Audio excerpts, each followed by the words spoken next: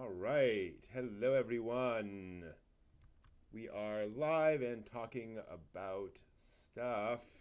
Hopefully, here in a moment, we will start discussing things. Oh, I need to pull up. One moment. Okay, interesting. Looks like there are various delays in various spots, but that's not too surprising. Nothing is ever as easy as one wants it to be, is it? But that's okay. Exactly. That is not the movie we're talking about today. There are other movies we're going to talk about today. Cool. That is switched on. I have those in the background. That's there. That's there. That's flickering. I think that's good. Let me just double check my checklist. No, it was the one just to the left of it was cursed. The globe I didn't turn on, which I should have, but that's okay. It will remain dark tonight.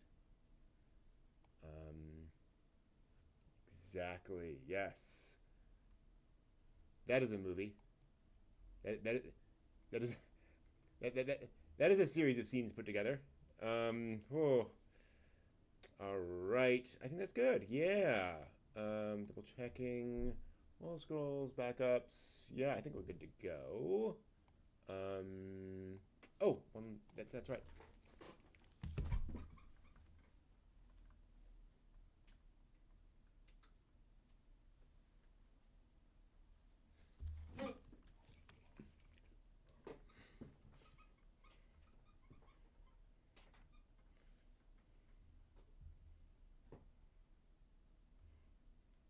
Sounds good to me.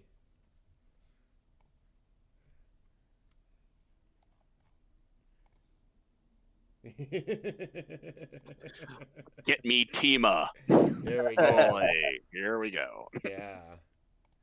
All right, cool. So I think I think we're good to go to get chatting. Hey, Matt, good to see you. Yeah, we're gonna go ahead and start talking here about stuff. So, hello everyone. We are here to talk today about an anime movie called Metropolis, not the silent movie called Metropolis. This is the 2001 anime film directed by Rintaro and written by Katsuhiro Otomo, although I suspect Otomo's involvement was far more than just the writing. And I kind of want to start there. Metropolis is let's just say, visually dense film. I think one of the first things you notice about Metropolis is just how much it is throwing at you visually, both in terms of those backgrounds and also the frame rate of the drawings. There are a lot of sequences in here that are clearly drawn on one drawing per frame, and it has that kind of Akira-esque opulence to its animation and its artwork. And it's one of the things that makes it feel rather different than the original Metropolis is this sort of this richness to it. Obviously, the original Metropolis is very Art Deco; it's very complex and so forth. But it feels like this is just kind of overwhelming the senses with action sequences and so forth. Now, have you guys seen the original Metropolis? Yes. Yes. Okay, which doesn't matter that much to understand this movie. In fairness, Well, but I mean, as I was talking to Steve a little bit before we got going, is it tracks the original Fritz Lang film very very well, the overworld, the underworld, and all the sort of sequence and stuff in between. So it does a fine job to have seen both. It doesn't detract or essentially add too much, really. So have either of you read the original manga? Not the manga, but I did read the serialized story from the original movie, not the manga. Because I thought, didn't Fritz Lang's wife write the screenplay for Metropolis? Yes, and then she wrote that serialized version of that. Right. Yeah. Reading the original Metropolis manga is not something you need to do either to understand what's going on there. There is not much in the way of similarities because you have all sorts of odd moments in this manga. Moments like, see if I can find it here. That's not it. Yeah, moments like this. This is actually the original Metropolis manga. It's weird. There's So they stole Mickey Mouse? he finds a costume, basically A disguise. a disguise. Yes, this is a disguise that he's going in, which leads And to it the just happens to be a copyright violation for her. bizarre moment of dozens of Mickey Mouses all running at you. Oh, goodness. Yes, but I mean, Wow. so apparently, according to I think Rintaro, Tezuka based the entire manga on the poster for Metropolis. He didn't actually watch the movie. Right. Yeah, that's what you had said. Yeah. So there are bits But I and mean, pieces. obviously the way it turned out, at least as far as the anime is concerned, I don't know how I'm assuming the manga has some of the same elements the anime does, right? So it has Duke Red. But They did. Mm-hmm. You know what I mean? But it tracks. So it could. I can't imagine just the poster alone. There had to have been some research to have gotten some basic elements, but maybe not the whole story. Not Really? It's No, not the manga. Yeah. So that's interesting. Mhm. Okay. It's the kid. So and the the investigator in Metropolis. There's Duke Red. Fifi is in it. Although it doesn't really look like the Fifi in the Okay. film. That's about it. There are little bits and pieces otherwise. Wow. There's no Tima. There's a girl, but she's not that. Yeah. There Interesting. is a So whole it tracks the anime tracks the film better than the manga tracks the Yeah, film and exactly. the anime. Yeah, Okay, yeah. interesting. And when Otomo did the character designs or the characters, he kind of recycled some from the manga, but the manga itself, just like Brent was saying, is from a poster. The anime is from the manga, really, but it does track, as you say, the Film Yeah. better. Mm-hmm. Yeah. Okay. Well, and that's one of the things I want to kind of get into is how, and we were talking about this before, that the Fritz Lang film is very much a product of its time. It is very much speaking about industrialism and communism versus capitalism and all these various aspects of questions at the time, and reaches a rather remarkable ending with that by saying that essentially we need to have both. That it's the what is it the mind and the heart have to work. The mind and the hands have to work through the heart, right? Whereas this is a very different film from that. It is much more about technology and the increasing discomfort with where technology is leading us as human beings, which I thought was really interesting. Which was at least in the anime, it's the direct pipeline to fascism. Right. Well, the god seat. To not spoil anything for anybody, but the god seat for Tima is the control of everyone. Yeah, it's a good rock. Well, and you also see, as one of the things I love about these sorts of creators is that it leads to all sorts of things. It leads to a coup, which is not really related to anything at all. It is just raw, naked power. It is an opportunity for somebody to take over, and you get that lovely moment, this terrible moment of the coup and all of that superimposed imagery of war over that. Yep. Right. Of just it's the cycle, right? Just repeating itself. Oh, here we go again. Well, it's the general in the background who is just the reason for his involvement is you see the smile on his face as the images of war is going on, because he doesn't want to be in a society that's passive. He wants war. He wanted that war. He wanted that uprising to happen, and he was willing to help actually that happen. And help the president have a wonderful breakfast. Well, and it's in my opinion, it's really the first shocking moment of the film. I think when you start watching Metropolis and you see these images of the whole big city and how lavish it is, and you see the robots and how they're mistreated, I think you can pretty quickly get an idea of where the film is going. Some of the reviews of Metropolis have said that the plot is not too surprising, and I would agree with that. You know, the developments of the plot kind of Yeah. you know go where we expect them to go, but it's that betrayal that is not in the film, not in the manga. Yeah. That is definitely very much about politics, and it's about you know, people in power and what that can do. It's, I think, one of the really fascinating things is that the manga is more of an adventure story, with these sort of things kind of as incidental things. You know, Duke Red is ruling Metropolis, fine, but this is much more a meditation on power and man's hubris therein. Well, I thought it was interesting with the general commits to the coup and the war scenery is how, that's a civilian government being hijacked by a military authority. Yep. Seems oddly familiar. familiar, doesn't it? Familiar. Not, not as much, murdery assassinations, but there were officers that shot civilian government representatives prior to World War II. There were some assassinations of note prior to the outbreak of hostilities. Yeah. So it's an interesting. Well, and then you get the other side where you get the revolution, which I think for a lot of other filmmakers would be presented as the side of right.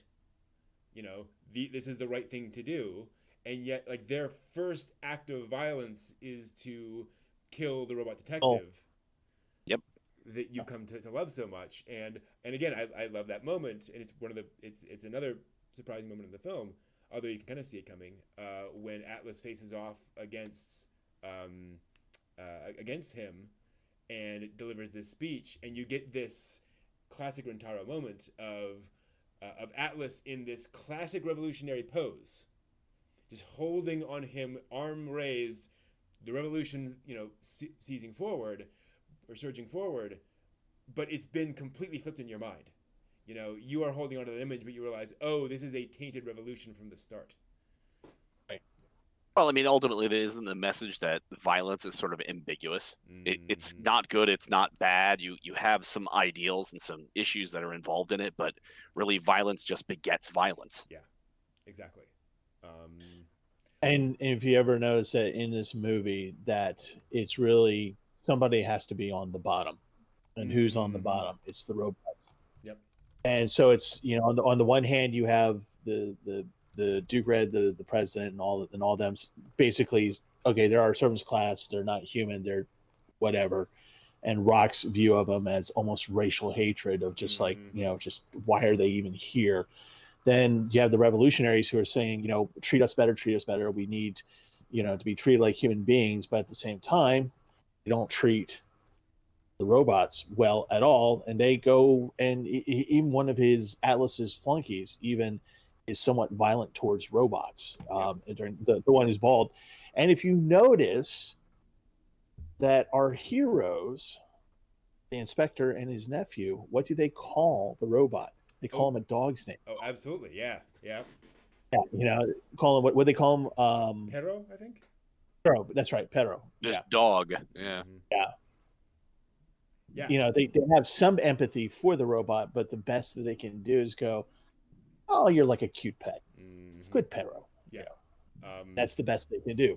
Which is why I think, Tima's turn at the end, which I think in a Hollywood movie would feel like, okay, that is beat number 23, right? Like we have to have that.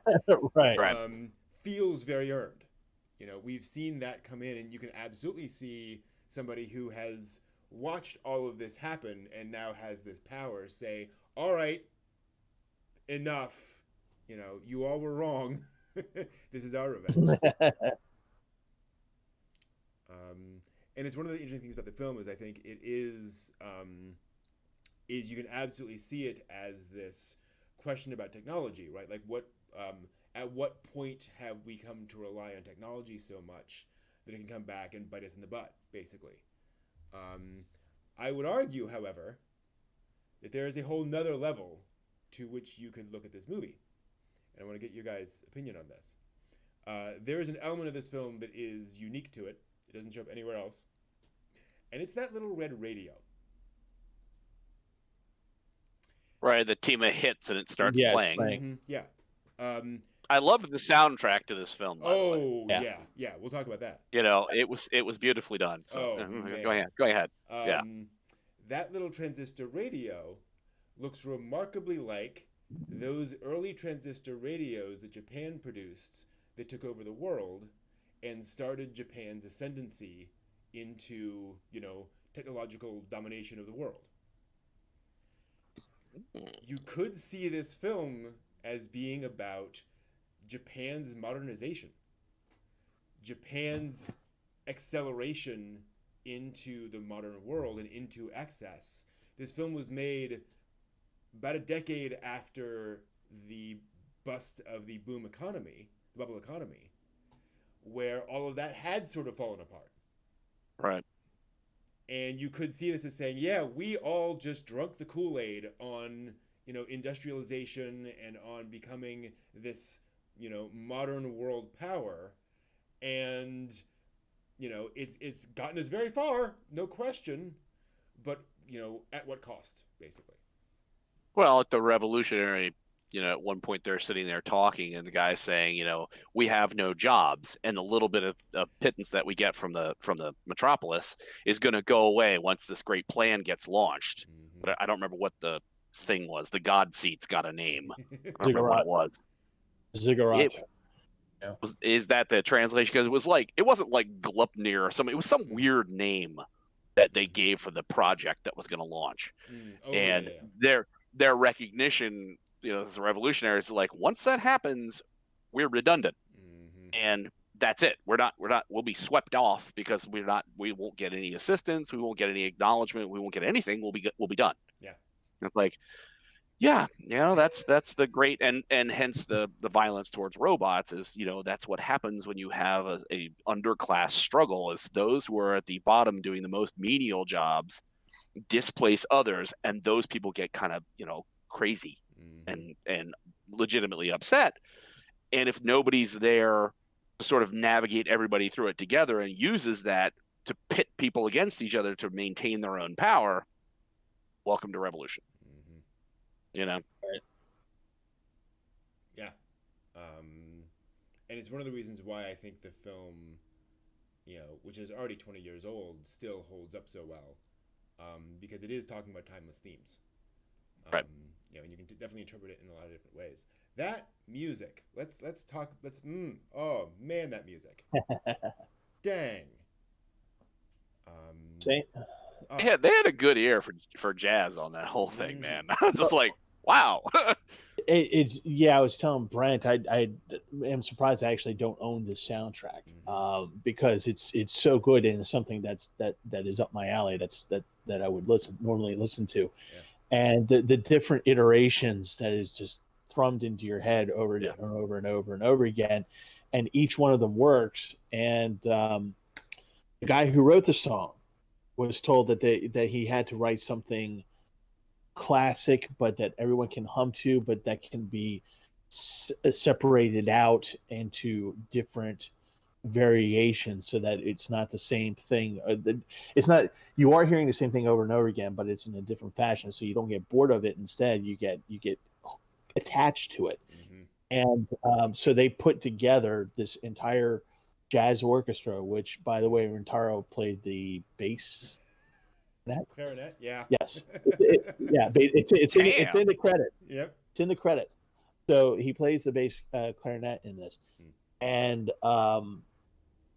the woman who sings the song in almost flawless English. Ooh, yeah. It's just amazing. It's a really very well composed song. Yeah. And of course, there's other stuff into it, and that fits very well, especially with the ending scenes of the movie. Right. Yeah, and I just love the fact that they use this sort of jazz soundtrack for it, because it is very 20s. It's very, which a callback to that. But it also has this sense of kind of decadence to it. And then, they throw all that out the window when the ziggurat blows up, and we get that Ray Charles piece, which a Wikipedia editor rather peevishly points out is not on the soundtrack. She's like, okay, fine. Rights issues. It's a shame because it should have been. Yeah. But and again, kind of noting how they're approaching this. That song comes out, no sound effects, nothing else going on. It is just that song being poured into your ears as everything is falling apart. And I think it is just a perfect choice for that moment because it does sum up everything that's happening right then. Oof. Speaking of credits, did you notice one of the extra voices was Go Nagai? No, I didn't see that. No, I didn't. Oh, wow. So I think they called in some favors or whatever, but yeah. The Massacre What guy. was he like? Random crowd person? Yeah, it was A or something. It was like at the very bottom, additional voices, and it was like 5 or 6 names in there, and there are probably other folks in there too. I just didn't notice. Wow. But yeah, wow. I was like, I know that's that pretty name. cool. That's interesting. Well, Speaking, Kawajiri did backgrounds on this. Yoshiki Kawajiri, Ninja Scroll, all that stuff. He was one of the main like layout artists on the movie. So like they got serious talent in this. No joke. One of the I don't know if this was intentional or not, but in the scene when they're walking into Zone 1, and the robot tells the inspector and the nephew, okay, we're about to go into a dangerous place. Just be mindful, whatever. And as they enter in, they walk in front of a bar, and it says Bebop. Yes, I noticed that. It's a Bebop. Now on the English dub of this, Steve Blum does the voice of the minister to the president. That is very true. So I don't know if there's any connection there, but I just thought it was kind of like one of those moments of hey, wait a minute. Well, and Bebop had come out 3 years prior, so it would have been while yeah. in I mean, production. it's always possible, and it was hugely successful. This is something I found out recently that I did not know. Like it was one of the most successful like DVD releases of all time, in anime. So Bebop was definitely a big deal. So yeah, that's really interesting.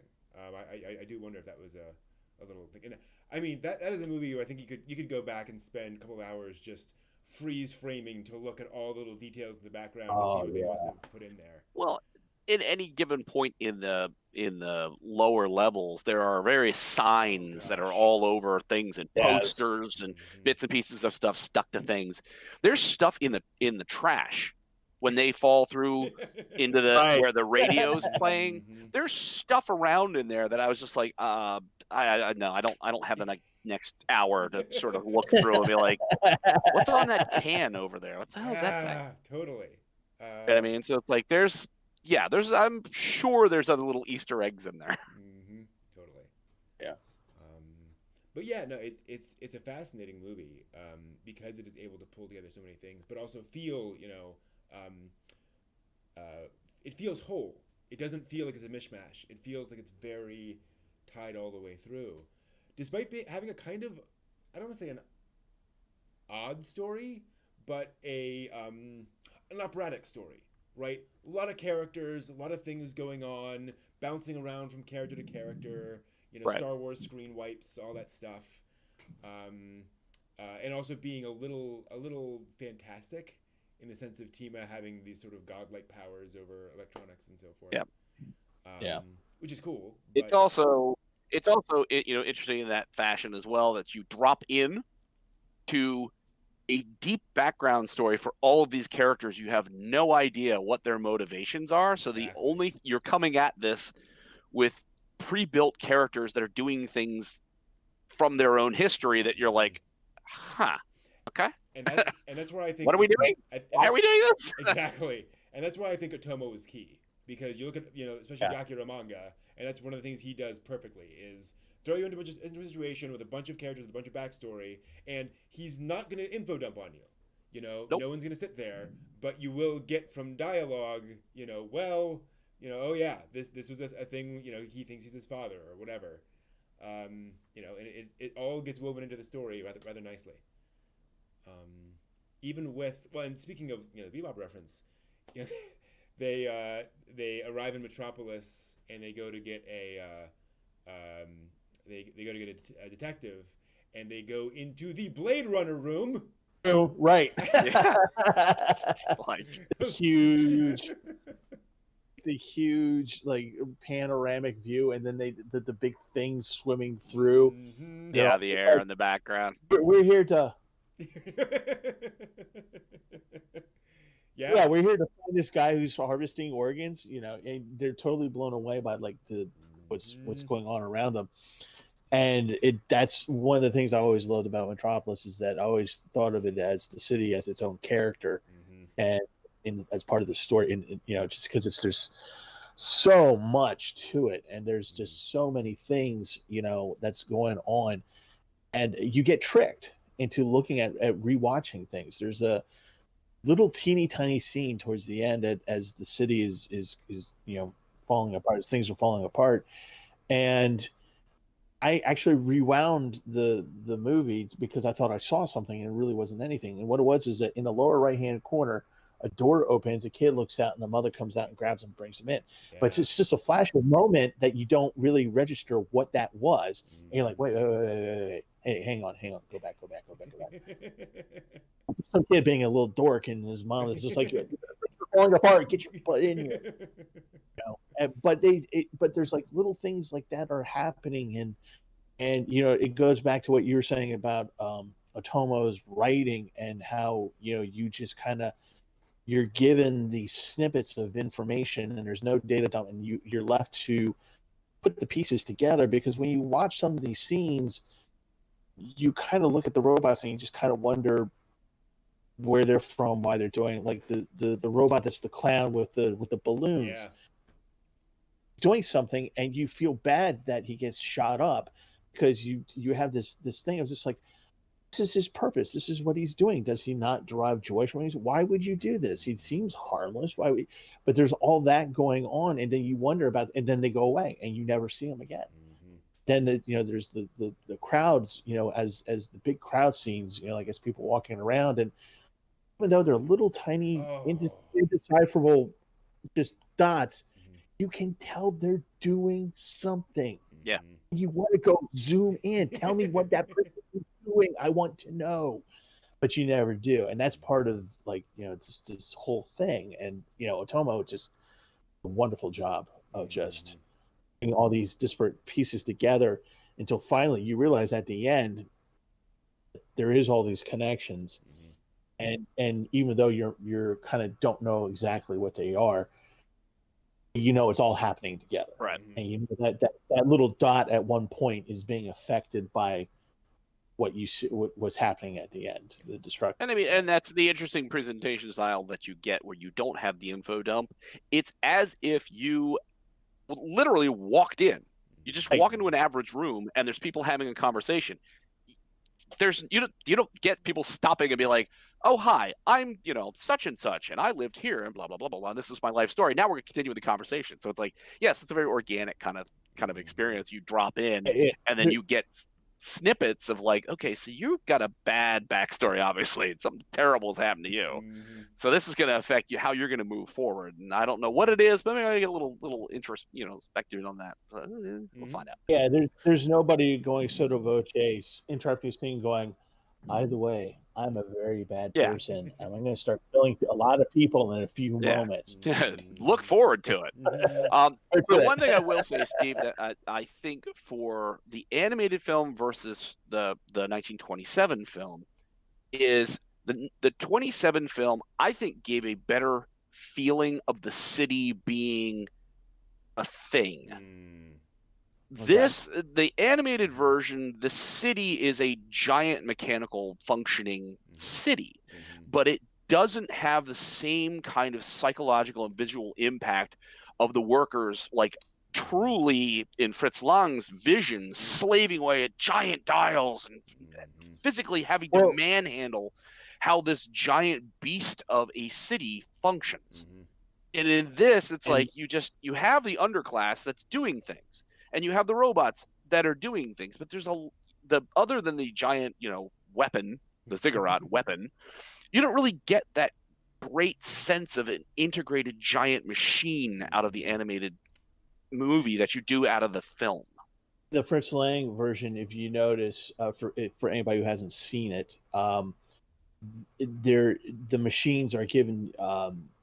You have to look for it, and it's almost subconscious in the way that it works into your mind. But they are given human characteristics. The dials create faces, and there are moments when you go, "Oh, it's the city is a body," and you look at the people and as being part of that body working it, and doing the regular motions like that. Whereas go ahead. I was going to say, and I think that gets to the differences in what the movies are trying to accomplish. Right. Because Metropolis is very much about, the original film was very much about, humans being kind of subsumed as cogs in the machine, rather literally, whereas the anime film is more about humans being obsolete. And they're just, then the machine is just, the city's fine without them, basically. And so they're just sort of laying around eating noodles and trying to find a job. Right. It's very different. And Jay in the chat room, I think you make a very good point. One of the interesting things, one of the difficult things about Metropolis, I think, for a lot of audiences, is all those disparate elements. The fact that it does not look like a typical anime film. The fact that those robots do not look like typical anime robots. That is not Violet Evergarden, right? Like those are very Art Deco designed, things. You think advanced society, you don't think, cogs and clockwork that move all of these things in and out.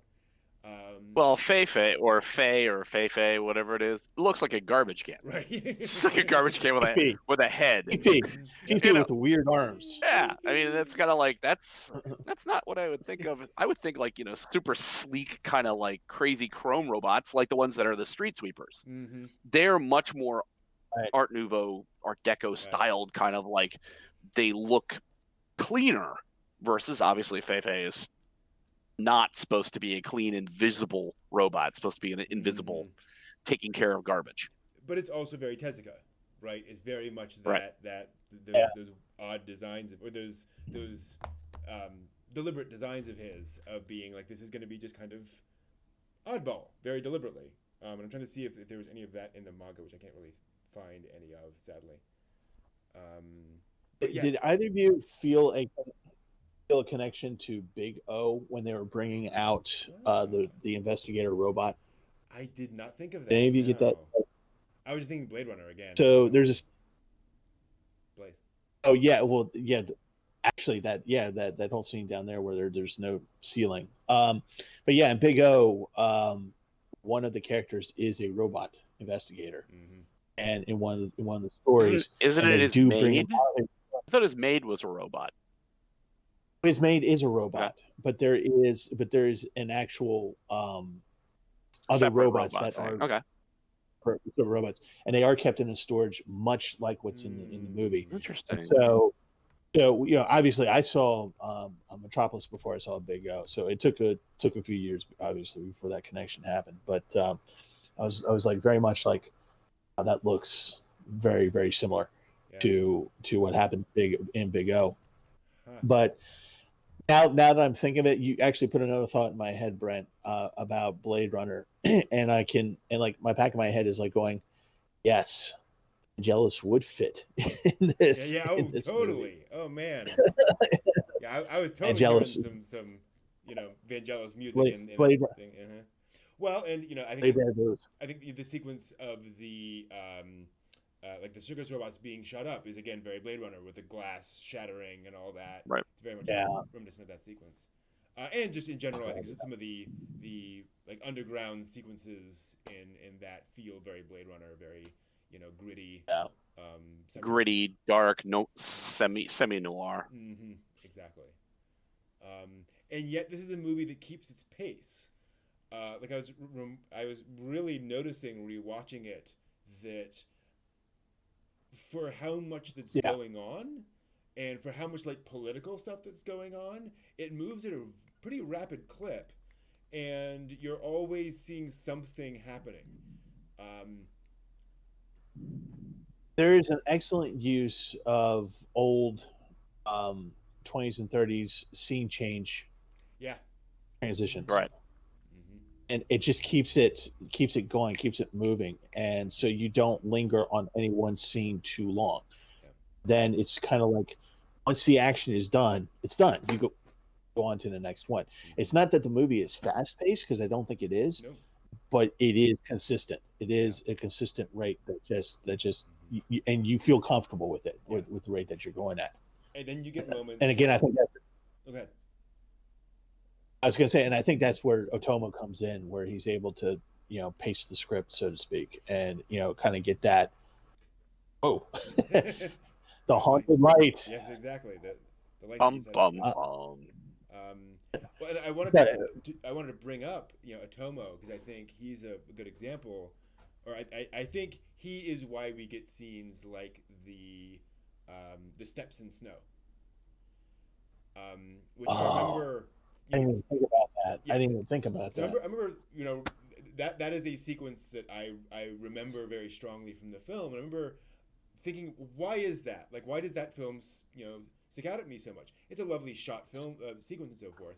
But I realized that is the first time in that movie where every single plot thread all intertwines at once.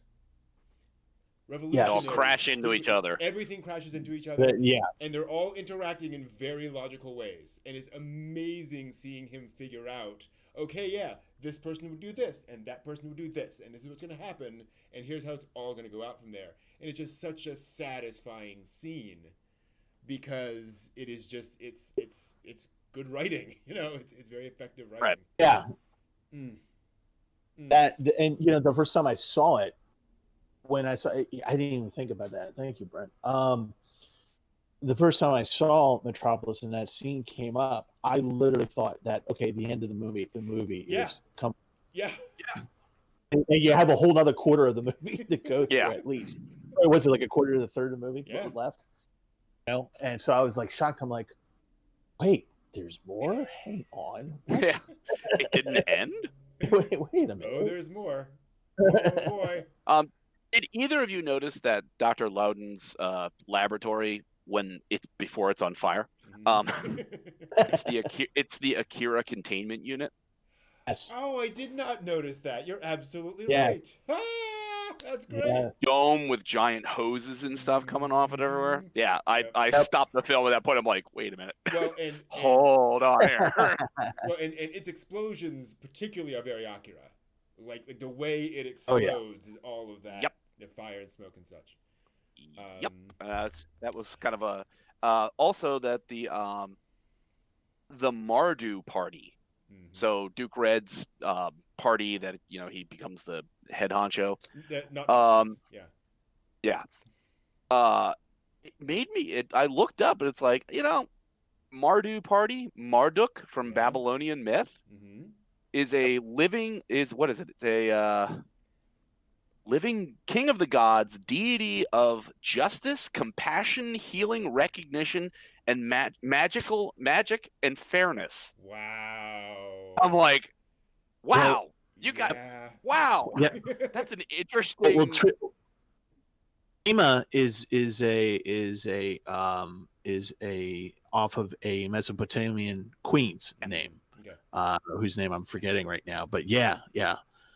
I thought that was very interesting, because it's like, okay, so this goes more towards the sort of the ambiguity. Who is bad and who is good? Is the Mardu party absolutely bad, or are they instilling justice?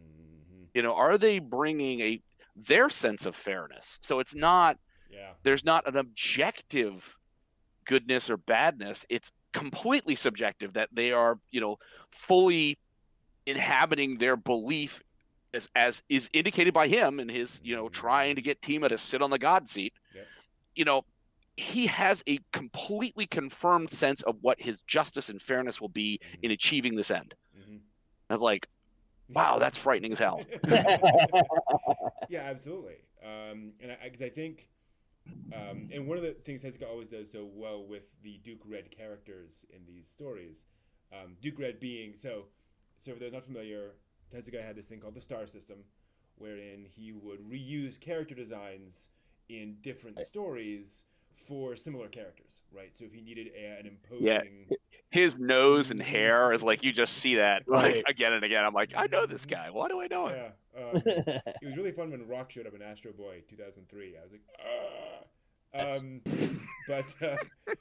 like, Nice. anyways, is that he is this very self-confident leader with these strong ideals and strong beliefs. And he's not presented as the ultimate evil, right? He's presented as somebody who may have taken a wrong turn, maybe is too extreme, but his view of the future is, when you think about it, to create an artificial life form to manage the unmanageable, right? What you clearly see in Metropolis is that this is a society that doesn't make sense to people, that isn't working for people. And so he's like, I'm going to create, this ideal form that can then be plugged in and figure out how to do everything and run everything for us. And it's like, he's not the only one with that idea. No. Yep. And Inside the Lego room of doom. Yeah. I did find it very interesting though that the uncle and they're like, it's like a Tintin.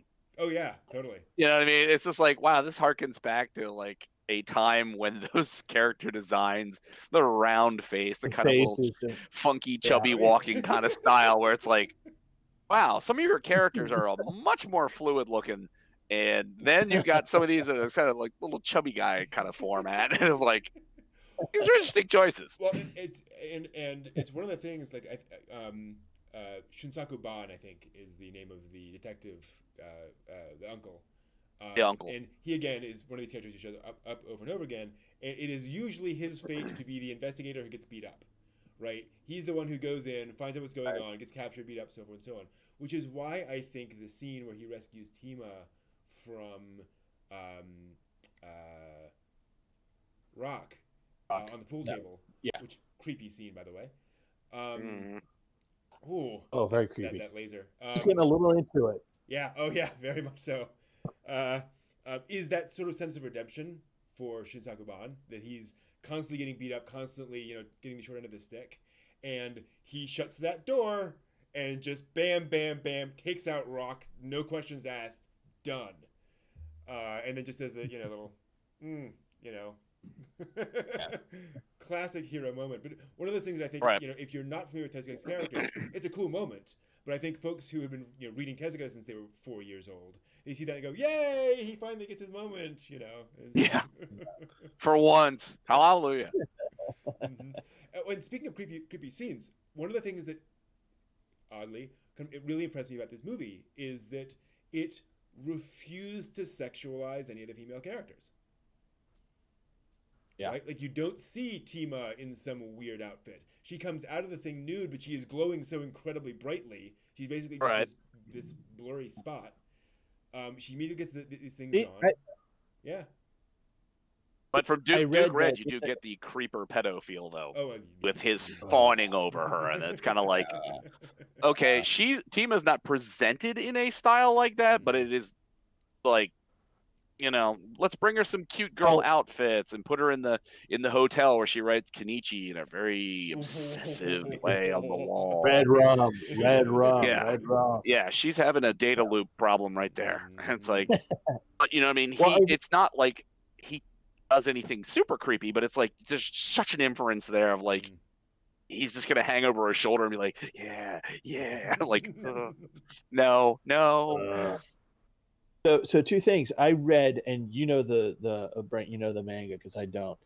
It wasn't there that Tima's character was derived from the girl character in the manga, and she's more of an adult. She's an adult version of Tima. Somewhere I was reading that. Okay. I don't know if that's right or not. Yeah. Okay. So. Yeah, that just came up in something that I read. But the second thing about the whole creepiness of Tima and the father and the Red Duke is you never learn. Do we ever actually learn how she died? The daughter? Yeah. I don't think so. No, we never do. do we? So we don't know anything. So his plan could not go into effect unless she was dead. So how did she die? Was it an accident? Did the accident spur him into this action? Did he have something to do with that accident? But isn't that the whole kind of the thing, or like Yeah, you walk in yeah. on this and you don't, you have no You have no idea because idea. you're not gonna get that info dump, Yeah. or it's just like you have to. You were left with that now after the experience to sit and ponder. Isn't that wonderful? They left you a gift. And let's be honest, it's Astro Boy. You know, it's Dr. Tedma and Astro Boy, and I'm going to create a robotic version of my child. Yeah.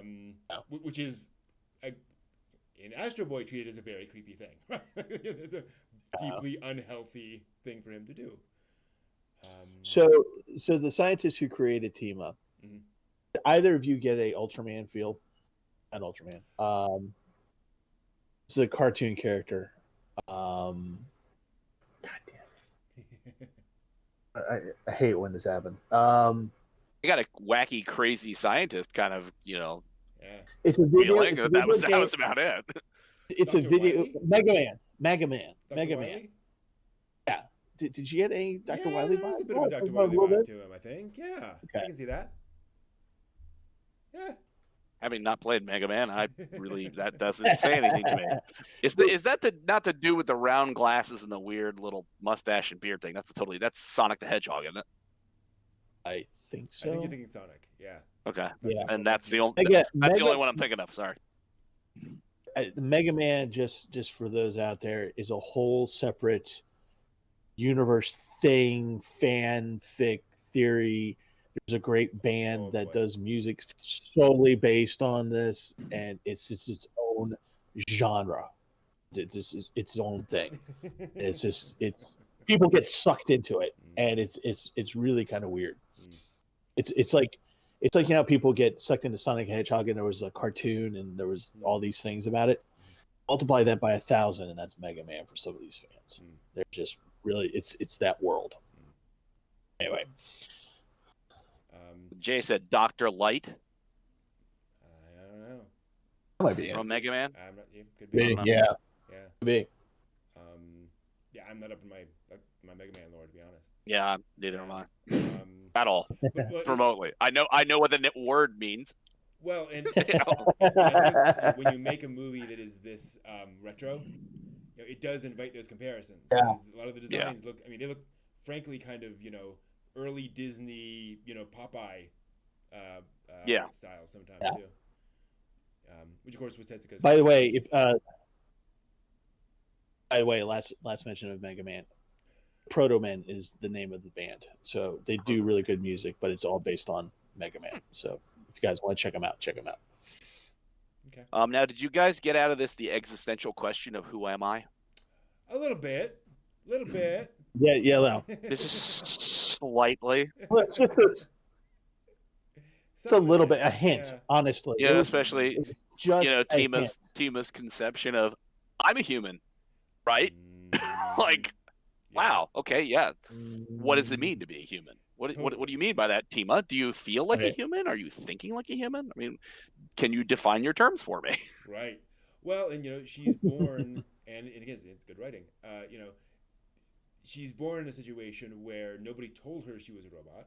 She has all the qualities of a human, and they explicitly point out that she has a heart and a liver and all. Like, she has versions of all the human body parts. Mm-hmm.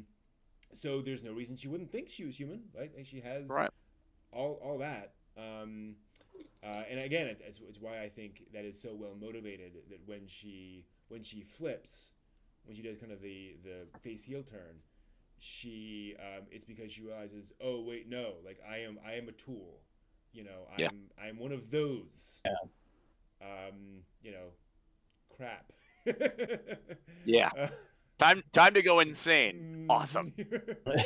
Well, I thought it was interesting that moment of recognition. It's, again, so many Blade Runner elements in there where I'm like, replicant. Wow. Do you know if you're a person or a replicant? Yeah. Like, oh.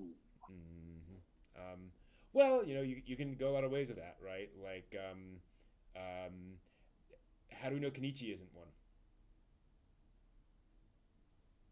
uncle does not seem particularly concerned that Kenichi just goes off missing in the city and there's all manner of hell breaking loose.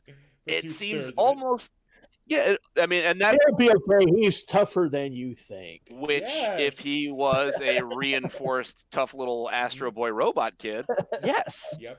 And arguably, if like parts of him got blown off, you'd go to the local electronics store and get new stuff. Well, so it's like I thought about that for a moment or two. I'm like, yeah.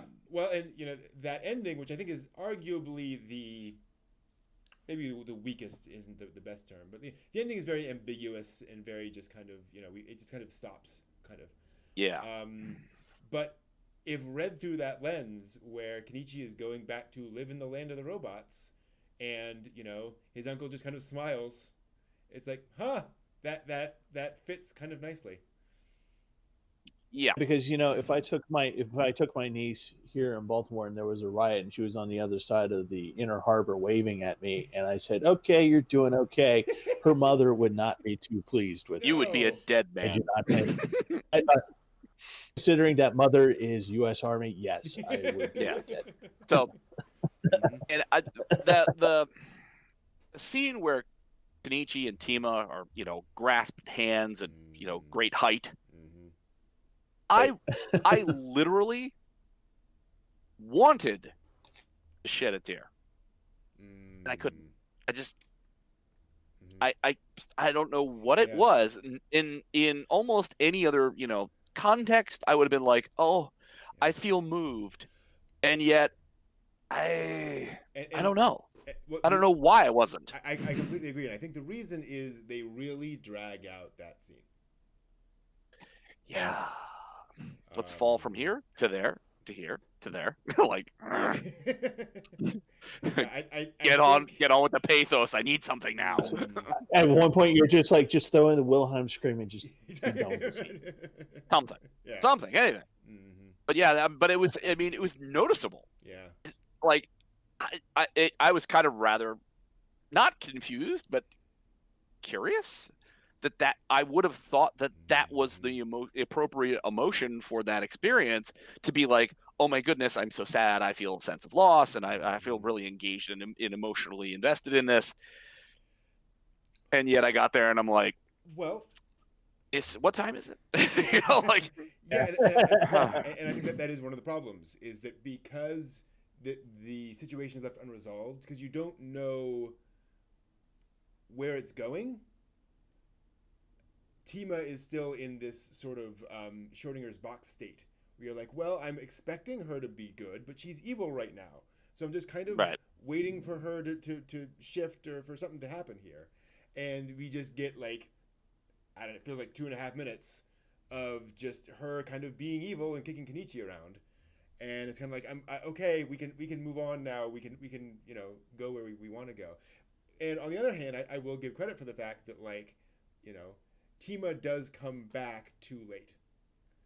And I do love the fact that you get that sequence, and Kenichi is just there for her, right? And he's going to be there as long as he wants to. And again, I think in any other movie he would have hauled her up, but no. Yeah. Her voice does come back through the cracked red radio. Does. Yep. Mm-hmm. But asking, what am I? Which is why, I mean, Tima is the city, right? Like, she is the implication she's turning into the city. And well, when the uncle hooks her up to the system, it's like that kind of made me wonder, when you hear her in the radio, whether her time in the God seat imparted part of her to it, or was dialing her in. Did that sort of start the connection process? Yeah. And that the God seat just accelerated that, so that physically she's not, sort of the shell part of it is broken, and that doesn't matter. She exists out there in the ether in the city. I mean, it's, spoiler alert, it's very Lane, right? Like, it's very much those things going on there. And I will appreciate the fact that when the robots do come, like, they have gathered up what are clearly pieces of her. I was really worried it was going to be like, well, we can't find her body, right? Like, no, like she was smashed to smithereens. There's no question. But they have the technology. They can rebuild Or her. rebuild her. Da, da, da, da. Lindsay Wagner. That'll be her new name. There we are. Lindsay Wagner. Oh no. So yeah, a remarkable film. Anything else you guys wanted to bring up? To think that it was almost not made. Yeah. That wouldn't surprise me. Yeah. We were talking about it earlier. Tezuka initially said no. Rintaro went up to him and said, "Hey, during a pitch meeting, and said, hey, why don't we do one of your old mangas? Let's do Metropolis." No. Next. They had to wait until Tezuka was dead. Yep. Before they did it. And it was all just what was it? It was a after a TV interview that Otomo and Rintaro actually talked together about it, I think. Oh, okay. Cool. And then it just snowballed from there. And apparently they spent, this is going to sound weird, 3 days in the mountains together, just the two of them, Rintaro and Otomo, writing the script for the movie. And it took them at an onsen where there were many delicious moments of misunderstandings and hijinks. Thanks. But it took them like 3 years, and with the CGI and all that, and putting it together, and but just to think that they had to wait until, unfortunately, he died. Mm-hmm. Yeah. And in fairness, again, looking back at the original work, I can see why. Right, like it is this one volume thing he put together that was a fun little adventure romp. And I'm sure if I was Tezuka and somebody said, "Let's do this," I think no, like that was a weird little offshoot thing I did. That's but yeah, I paid the electric bill and I had a couple of drinks with that. I don't. Yeah, exactly. That was Tuesday's rent money. February's money. Exactly. I did some things I'm not proud of, but it got me through. Well, it's like Sherlock, the BBC Sherlock series exists because Stephen Moffat and the guy who plays That's right. the other writer took the train together every day, and they were huge Sherlock Holmes fans, and every day they would just talk about how awesome it would be to do a modern Sherlock series, and they just spent months and months and months hashing this out as purely just a fan idea. And then at one point, Stephen Moffat said, "Hey, I'm the showrunner for Doctor Who. I have clout." And they talked it over, and it happened. But that was simply because those two guys worked through every single little detail of that before they even got to the pitch meeting. Wow. Yeah. I think it's why something like Metropolis here works, because two people who knew what they were doing right much worked on this. Yeah.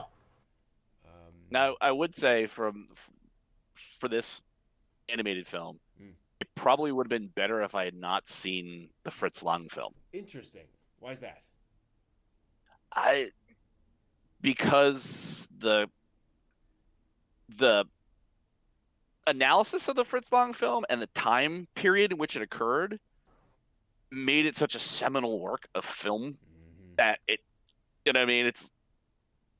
it's had such ripples through filmography since it came into being. And the society in which it arose and the commentary about, political and economic circumstances and the development of, post-World War I, pre-World War II in Germany and the world in general, obviously. It's just kind of hard to sort of down gear into Metropolis, the anime, to be like, okay, there's a different set of sort of niceties that are going on in the animated film that still are, touching on those issues, but it's not, this isn't a great commentary on things. This is a commentary on something that's much later in time. Yeah. So that I'm trying to watch it. I'm trying to watch it through the lens of 1927 film, and I'm like, this is just incongruous to me. I'm having a hard time getting where the commentary is in the Marxist society and the classist structure of the proletariat and the bourgeois, and I'm having a hard time with this. So I think it would have been much more helpful to have not seen the 1927 film and to have seen the anime and had that as a more modern cultural context to make the connections with. Mm-hmm. Fair. For me, it's one of those things where it's not that hard for me to when I look at an original piece of work and then I see something new that's based on it or loosely based on it, however, there's some adaptation of it. For me, I'm always interested in seeing how it's created differently in different ways. So it's easier for me to, I guess, to be able to go, here's the Fritz Lang version, which I saw first before, of course, the anime. And so one of the things for me as I'm watching the movie is the first thing is Maria. Once I understood that Maria is not Maria. Yeah. In this anime, literally. And then I was just like, okay, this is a totally different thing. This is going to be, so there's going to be things I'm going to need to drop from Fritz Lang to move into there, which is why I kind of frustrate some of my friends, comic book friends, when they talk about the MCU and the DCU, and I go, oh, I'm fine with this, that, and the other thing. And they look at me and they're like, it's not canon. And I'm like, hey, it's okay. It's okay. But I can see how, where if because as you say, it was such a, if you know anything about movies, you're gonna know Metropolis. You just can't be a film buff and not know Metropolis. Even if you've never seen the movie before, you're gonna read things about Metropolis. Yeah, so I can understand how like people would go, here's what I see, here's what I think, and this is how it moves on, which makes it even more incredible that Tezuka made something based off of a freaking poster. Yeah. To have a lighthearted adventure, Rob. Right. That's not what the movie's about. No. There is adventure. Sure, the hell's not lighthearted. No. I mean, unless class warfare is funny. I mean, no. A very odd sense. Animals running around. It's funny. Yeah, it's weird.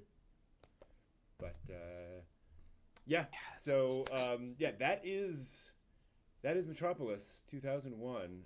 It's definitely a remarkable film. One that I'm glad exists, for as odd as it is. Definitely.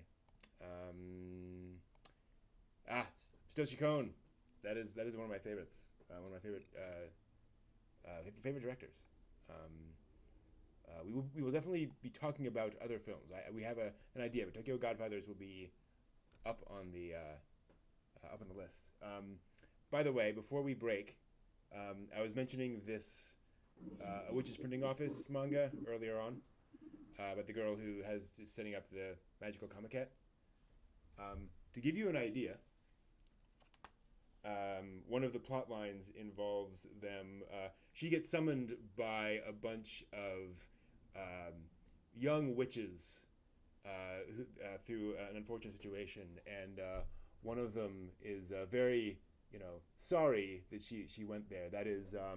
That's Mihon, a girl, along with a bunch of other girls at this academy, and she has a problem because her town isn't very popular. They have these old magical tanks in the town, and magical tanks. Okay. Which they I don't know if you saw my head go, wait, what? It's magical girls in Panzer. Awesome. Yes, it is a whole chapter making fun of girls in Panzer.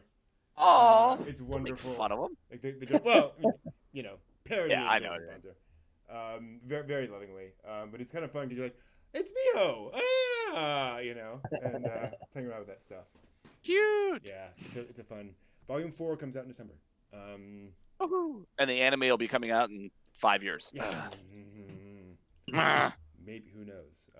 Kadokawa. So I think Kadokawa. Anyway. All right. Cool. It's being done by Toei. Yeah. Oh. Okay. Could be. Probably not Shueisha. That's what I'm saying. Maybe not. Maybe not. They're gonna pass on that one. Yeah, probably. Yeah, or a certain chapter will mysteriously disappear. Yeah, it'll be the abridged version. Like, hey, wait a minute, where'd that chapter go? Yeah, you don't need it. Nobody needs to see that one. Exactly. Yeah. Cool. You get a free T-shirt if you say nothing. Oh, cool. Premium goods. Take me home. Exactly. Cool. All right. Let us take a quick break, and then we will be right back to cover the news. And so we will be back in just a few moments to give us a chance to refresh our waters and teas and such. And so we'll be back in about 5 minutes. See you all then. All right. See you in a bit.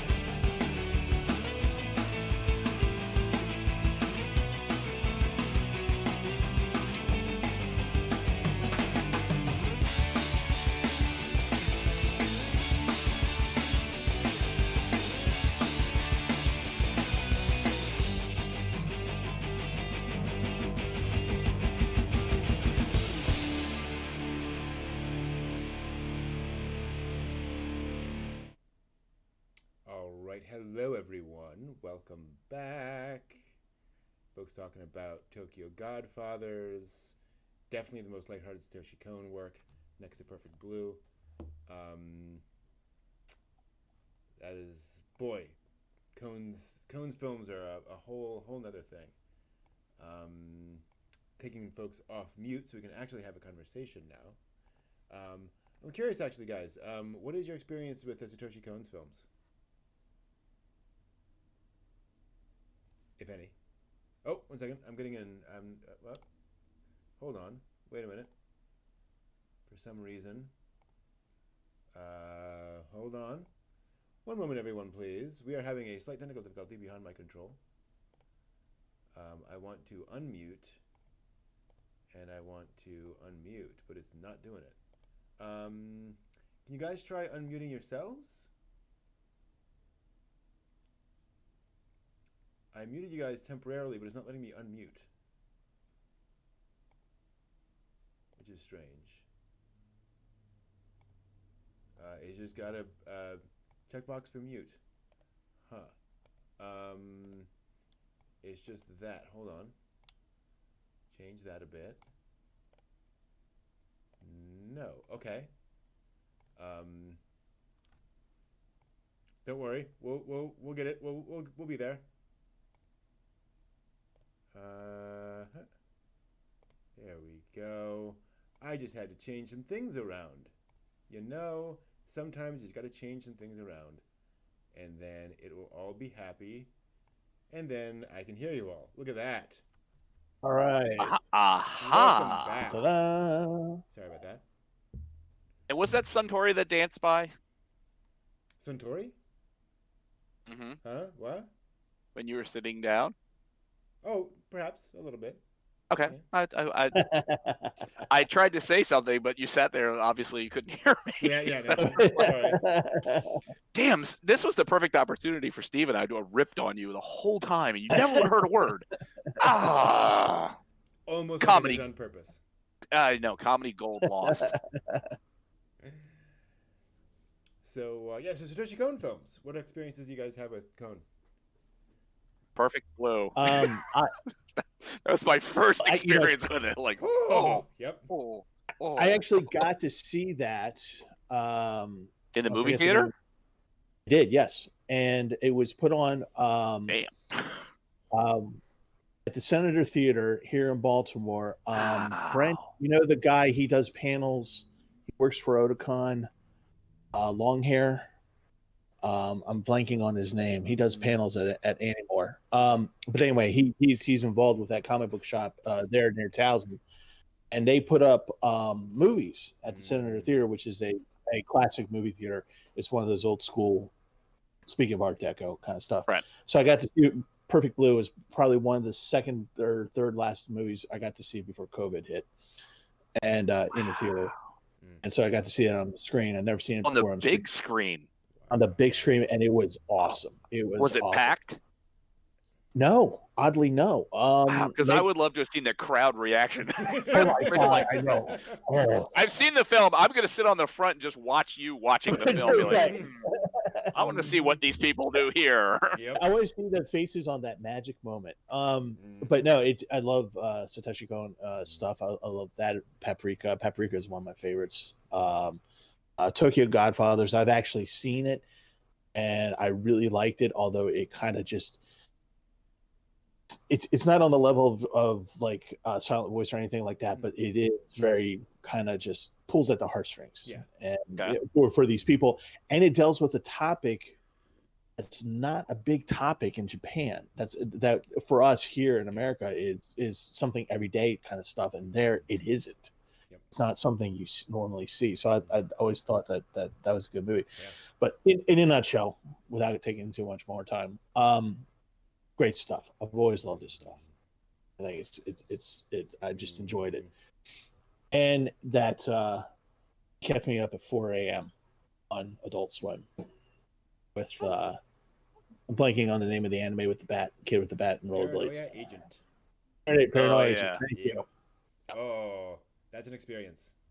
Yeah, I started Paranoia Agent, and I'm like, I don't think I'm ready for this. So then I watched like Miss Kobayashi's Dragon. You know what I mean? It's like that kind of thing where it's like, I'm looking for a lighthearted slice of life kind of funny thing. What's Paranoia Agent? No, geez, no. Yeah. Paprika is still on the list because after having watched Perfect Blue, I'm like, wow, I got to be in a really good place, real good place to go through this. In fairness, Perfect Blue is his darkest film. It's his bleakest film. You know, the others are. They always have some element of seriousness, some element of drama in it. But like Millennium Actress is much more of an upbeat film. For example, you know. So yeah. So you've seen sort of one end of his oof. Yeah, that was quite the deep end to go into. I don't. It was you or Phil that recommended it, and I'm just like, what in the hell am I watching? Like, why'd you do this to me? Is the thing, and I'm old enough. You know, I watched Perfect Blue when there's this Satoshi Kon guy who made this movie. Like he hadn't done anything else yet, so this movie called Perfect Blue came out, and so we were like, this looks interesting. You know, let's watch and it this. was. Yeah, exactly, it was. It certainly was. You know, because he'd worked on Memories, which hadn't come out here yet. The anthology film. So he was just this random dude who decided to make this movie, and boy was we've talked about Memories before, and I saw that, and it was one of those. It was on Adult Swim late. Oh, cool. Years ago, and I clicked into it somewhere in like the middle third. Okay. You know what I mean? So I was just like, I'm like, so I had to wait for it to come back around to watch the other pieces of it. And I'm like, like, what the hell is this going on here? Yep. Yeah, he worked on the first segment, Magnetic Rose, which is a very Satoshi Kon work. He also worked on the Akira manga, actually. He was like one of Otomo's assistants on that. Some of the covers are like Satoshi Kon artwork. Like not entirely his, but he did a bunch of the work on the covers, apparently. He did line work and erasing things. Oh, dude, super. You can tell the quality work he did because those lines are really good. Exactly, yeah. That erasing's pro. Absolute pro. That's the tough thing about working as an assistant on something. It's like, how would you ever know? You know, what is distinctive about an assistant on a manga? Yeah. It's tough. Y'all hear that?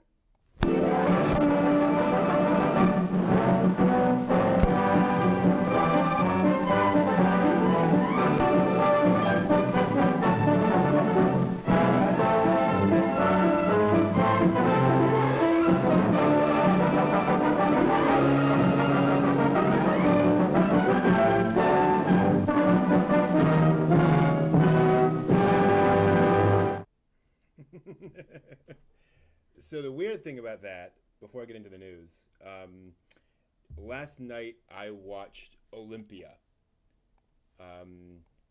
Leni Riefenstahl. Yes. Oh, yes, okay. For those not familiar, this is the official German documentary film of the 1936 Olympics. Yeah. Yep. Wow. Directed by Leni Riefenstahl. And it's fascinating. It's, of course, beautifully shot. Like, she knows how to make a film. There's nudity, so be ready for that. But it's also like, you can see, you know, there's Jesse Owens winning every medal under the sun. You know, and just all the stuff. But it is so weird seeing footage of an event like the Olympics where you're just kind of used to it, and then cutting to Adolf Hitler. You know, and then just cutting back to the Olympics, and it's like, right, yes, he was there. He was, you know, that was a thing. Like, he was, just pulled. Whole premise of Contact. Yeah. Well, I was gonna say, you know, in that day and age, if you didn't have a picture of him, that film wasn't going to get made. You know what I mean? So it's like, damn, you can't just have a celebration of the humanity and camaraderie of sport. Oh yeah. No, you've got to propagandize it and make sure that the lead actor in your farce gets a prime spot. Absolutely. Like, you know, he's there quite a bit. But it's and of course, you know, everyone else is there, you know, on the dais and all that. It's like, oh, the world will think very different things in a few years about these sorts of images. Criminal, hung, shot, Right. died. Plus, just Rogues gallery. just to get into the kind of the creepiness. You know, they get into it. You know, they start everything, and just everyone raises their arms. You know, Yeah. and it's just a stadium full of raised arms. Like, wow, yeah, like that was the thing. And then you watch. But one of the creepy parts are the other teams that come Right, in. exactly. Like France. Right. France comes in and they're doing the arm thing. And you're like, Yep. if you people had a crystal ball in 4 years' time, you'd be like, oh, hell no. Yep. Yeah, Austria. I forget there were one or two others that do, and then the rest do not. It's Yeah. like, not at all. Like, no. This is not our thing. But very, very interesting. And also interesting because like they linger on Jesse Owens. Like Jesse Owens really, you know, they make him look like a really impressive athlete, right? Like it's you know, he was awesome. You know, it's like, yeah, it's cool. Cool. While we wait for JJ to reconnect. Yeah, I dropped off. Where the hell am I? Video issue. Turn on camera. I see it. There we go. Cool. Trying to. And now we see you. We hear you. It's all good. There I am. Cool. I gotta do this again. All right. Then let's actually get to the news because, you know, why not? So we're going to start here with, despite having 2 weeks worth of news to catch up on, we have only 2 new anime announcements, so let's get right to those. The Comic Festa anime website announced this week that Tamami Katsura's Adults Are Clueless About Falling in Love manga is getting a television anime adaptation. The adult romantic comedy is set to debut on Tokyo MX in October. As typical for Comic Festa anime series, the show will have both the normal on-air edition as well as the more explicit premium edition streaming on the Comic Festa website. The story focuses on 2 business workers in their 30s who both haven't been in a relationship in many years. The 2 meet at a matchmaking party and initially get off to a bad start, but a provocative comment from the lady, quote, takes things in an unexpected direction, end quote. The direction may be unexpected for the characters. I'm pretty sure we can all guess what that direction is. Yeah. The manga was first serialized digitally under a different name and is published in print under the current title. The 3rd compiled volume is scheduled to be released in October. So this is kind of a fun one because I'm just kind of curious about, you know, what the, you know, with these kinds of, like, do you guys look forward to these? Like, is this kind of format, this kind of story something that you're interested in checking out? You mean the premium edition one or the regular one? Either or both. Which- You know, which- I don't judge. I've been a sucker for these kind of stories all my life. It really doesn't matter what context it is when it comes to not just rom-coms but just romance in general. I'm go ahead, take my money. You're hopeless romantic, Steve. I like it. What was it last season? Was Wodokoi the one where it was a bunch of adult otakus working in an office setting and they all start sort of hooking up together? Okay, could be. I don't remember it, but yeah, it sounds like Wotaku or something like that. But it was something where you have adult otakus who they haven't ever dated like anybody else in the world, and they're all working in an office, and they sort of run into each other, and then they pair off and start dating. I was like, okay, this sounds lacking the otaku part of it, but it just sounds very similar. It's like, okay, again, the poor Japanese people who no wonder why the declining birth rate if they're in their 30s and they haven't dated anybody in years, or you're starting a little late in the game here, aren't you? Gotta catch up soon. I like the cover art that his hand looks like a giant claw-like monster thing. It's like, I don't know what is up with that cover art. Like, wow, you play basketball with those hands, or do you just rend flesh from human bones? I I would love that twist. That He just happens to be a horrible monster who plays basketball. Wait a minute. And looking for Space love, Jam? Yeah. Confused space monster who plays basketball and rends flesh, looking for love in a modern world. Hey, it worked for Twilight. It can work here. Why not? Exactly. All right, moving on to the other anime announcement of this week. Music composition circle Honeyworks announced on Friday that its Lip Lip virtual idol unit is inspiring an anime film. The film will be titled How to Enjoy This World Secret Story Film and will mark Honeyworks' 10th anniversary. The story of the film will cover how the members of the idol duo met and how they came to form their group together. Fumiya Muroi, animation director for Black Lagoon, is directing the anime at Clap, with Yoshimi Narita of Pretty Cure writing the script. The virtual unit debuted back in 2016 and have contributed insert songs to several anime over the years, as well as releasing independent originals. I don't know, this just sounds like a fun, feel-good story about, sure, we'll do a little anime film about these characters. Why not? Meh. And again, I'll buy into it, but Sure. I'll wait for one of the two of you to do a review, and then maybe I'll buy into it. Have either of you seen Pretty Cure? No. Yeah, I have not either.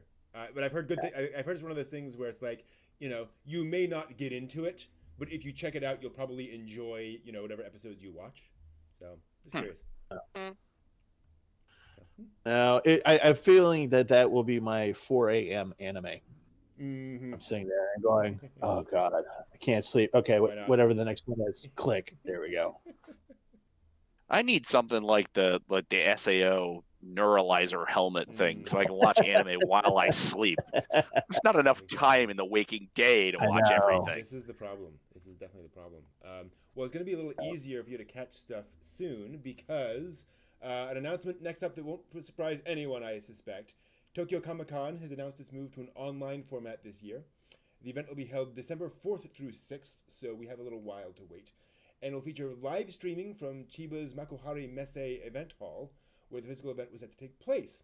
Events to be streamed include stage presentations, a celebrity area, a cosplay area, an artist alley, an exhibition area, and an EC area. I don't know what that means. All these events will be streamed for free on the Tokyo Comic-Con World website. Viewers will also have the option to pay 500 yen for premium content. Now, this is only the 5th overall year for the Tokyo Comic-Con event. This intrigues me. Having a free online convention where you pay for premium content. That's kind of an interesting idea. Well, after the experience with FunCon, I'll be very curious to hear about how people are managing this.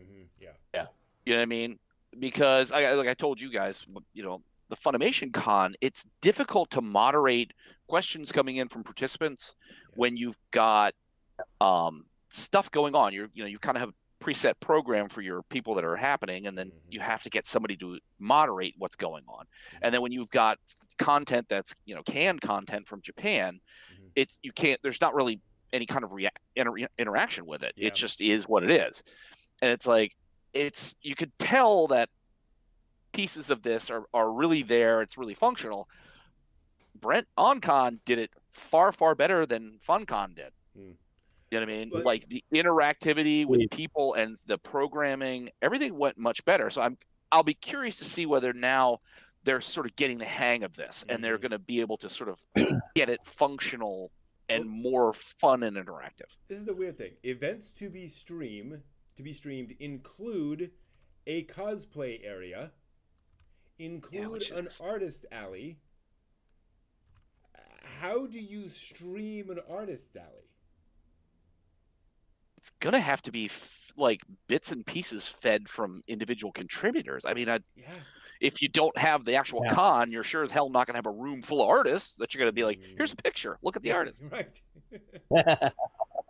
Cosplay, I'd be curious, is that you have to submit, you can submit 5 still pictures or 15 seconds of video of you and your cosplay, and then that will just clip through that. But it's described as a cosplay area. That's what maybe I'm that's so this. curious about. Yeah, Why couldn't that physically be cosplay area is tab C? that's true. Yeah. You know what I mean? Because Mhm. that was what FunCon did. They had all these different tabs, and then there were different like Byzantine kind of ways to get through the myriad of stuff to find content. Mhm. But that was a tabs kind of an area. True. So Yeah. Or it could actually be that they're actually going to social distance and Yeah. do whatever to bring people in just to do the cosplay. Yeah. And maybe these are things where people have timed entries. I mean, They come to the Comic-Con, yeah, and you go, okay, here you are, and you have your 10 minutes, or like you were saying, the clips, do a clip. Okay, here's your time limit to show up, put together, do your thing, take pictures, walk your little walk on the catwalk. you could On the totally catwalk. you could right, totally do a cosplay contest, social distanced. right. And Yeah. now for the artist alley, I don't, huh. Well, and it's I mean, funny 'cause you could know, totally set up a booth, right? You could have right, booths set up in an alley, right. but there's, but I Is it, guess you could social distance and just have people coming in and or would it be like the Gundam thing? I don't know if you guys visited the Gundam going on this week, whereas in one of the rooms you actually have the 360, and you go and you click on a room and does a 360, so you can move the cursor around and see the and then whole you go room. to the next room and see the whole room, zoom in, zoom out, and things like that. So maybe that could be it. Yeah, it could But be.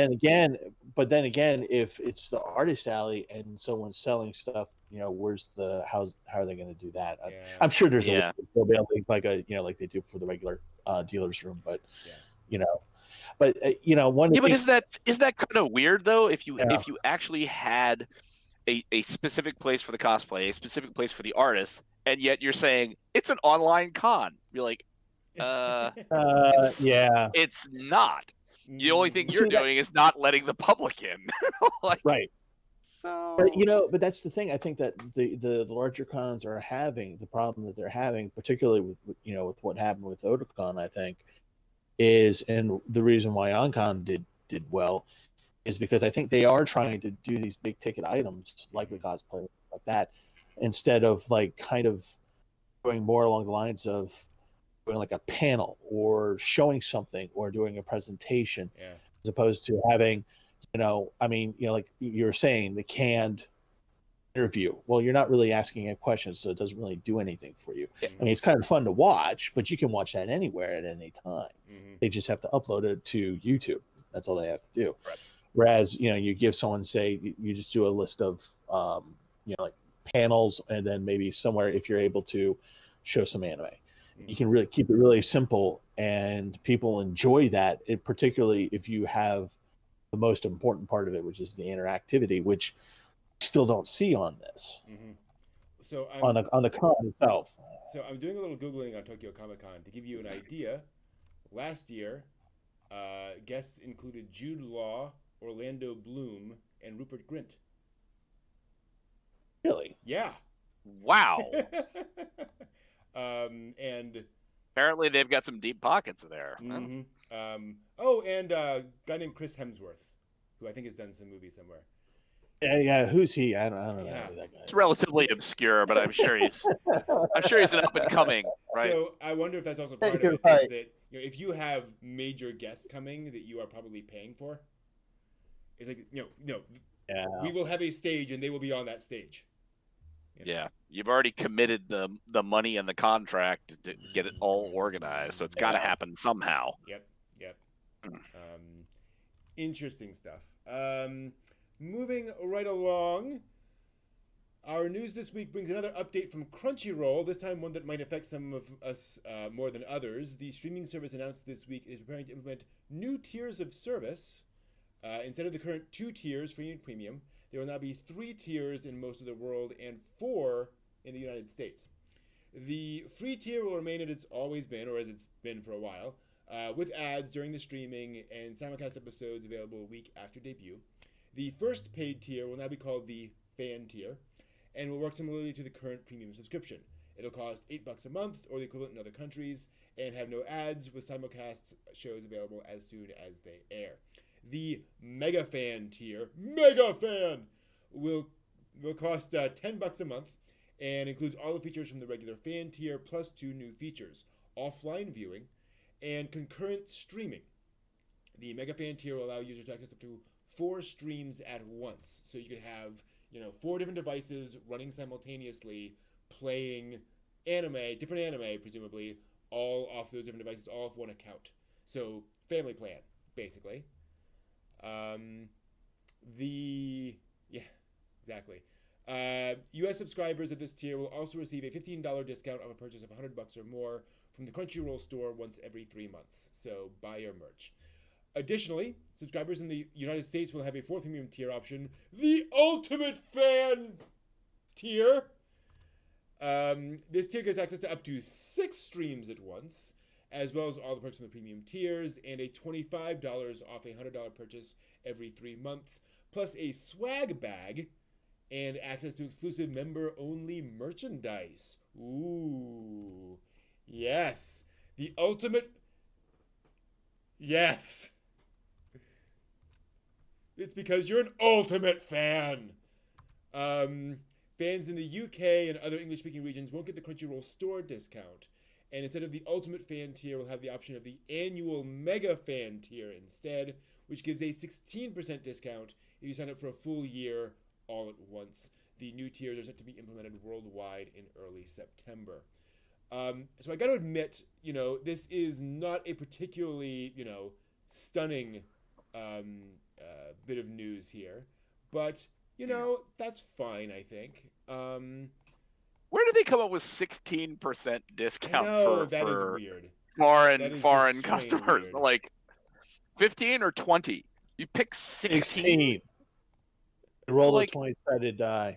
I mean, it's like I've seen discounts at places where, hey, it's our 10th anniversary, you get 10% off. Hey, it's our 15th, or hey, it's our 22nd, you get 22%. It's kind of the gimmick. Right. Mm-hmm. Crunchyroll wasn't around new in 2016. It's been around for 2007? Was that 16 years ago? No. No. No. But I mean, that's what I'm kind of wondering. I'm like, I don't know the significance of 16. Yeah. Let me just check real quick, see if there's anything on the item. I'm not sure, honestly. Oops, 1 second. I mean, unless it's some kind of weird, like UK, Europe, you have the VAT. Right. So unless it's keyed in somehow to how VAT locks into store purchases, and that makes it effectively a 10% discount because there's a 6% VAT. Yeah. I don't know.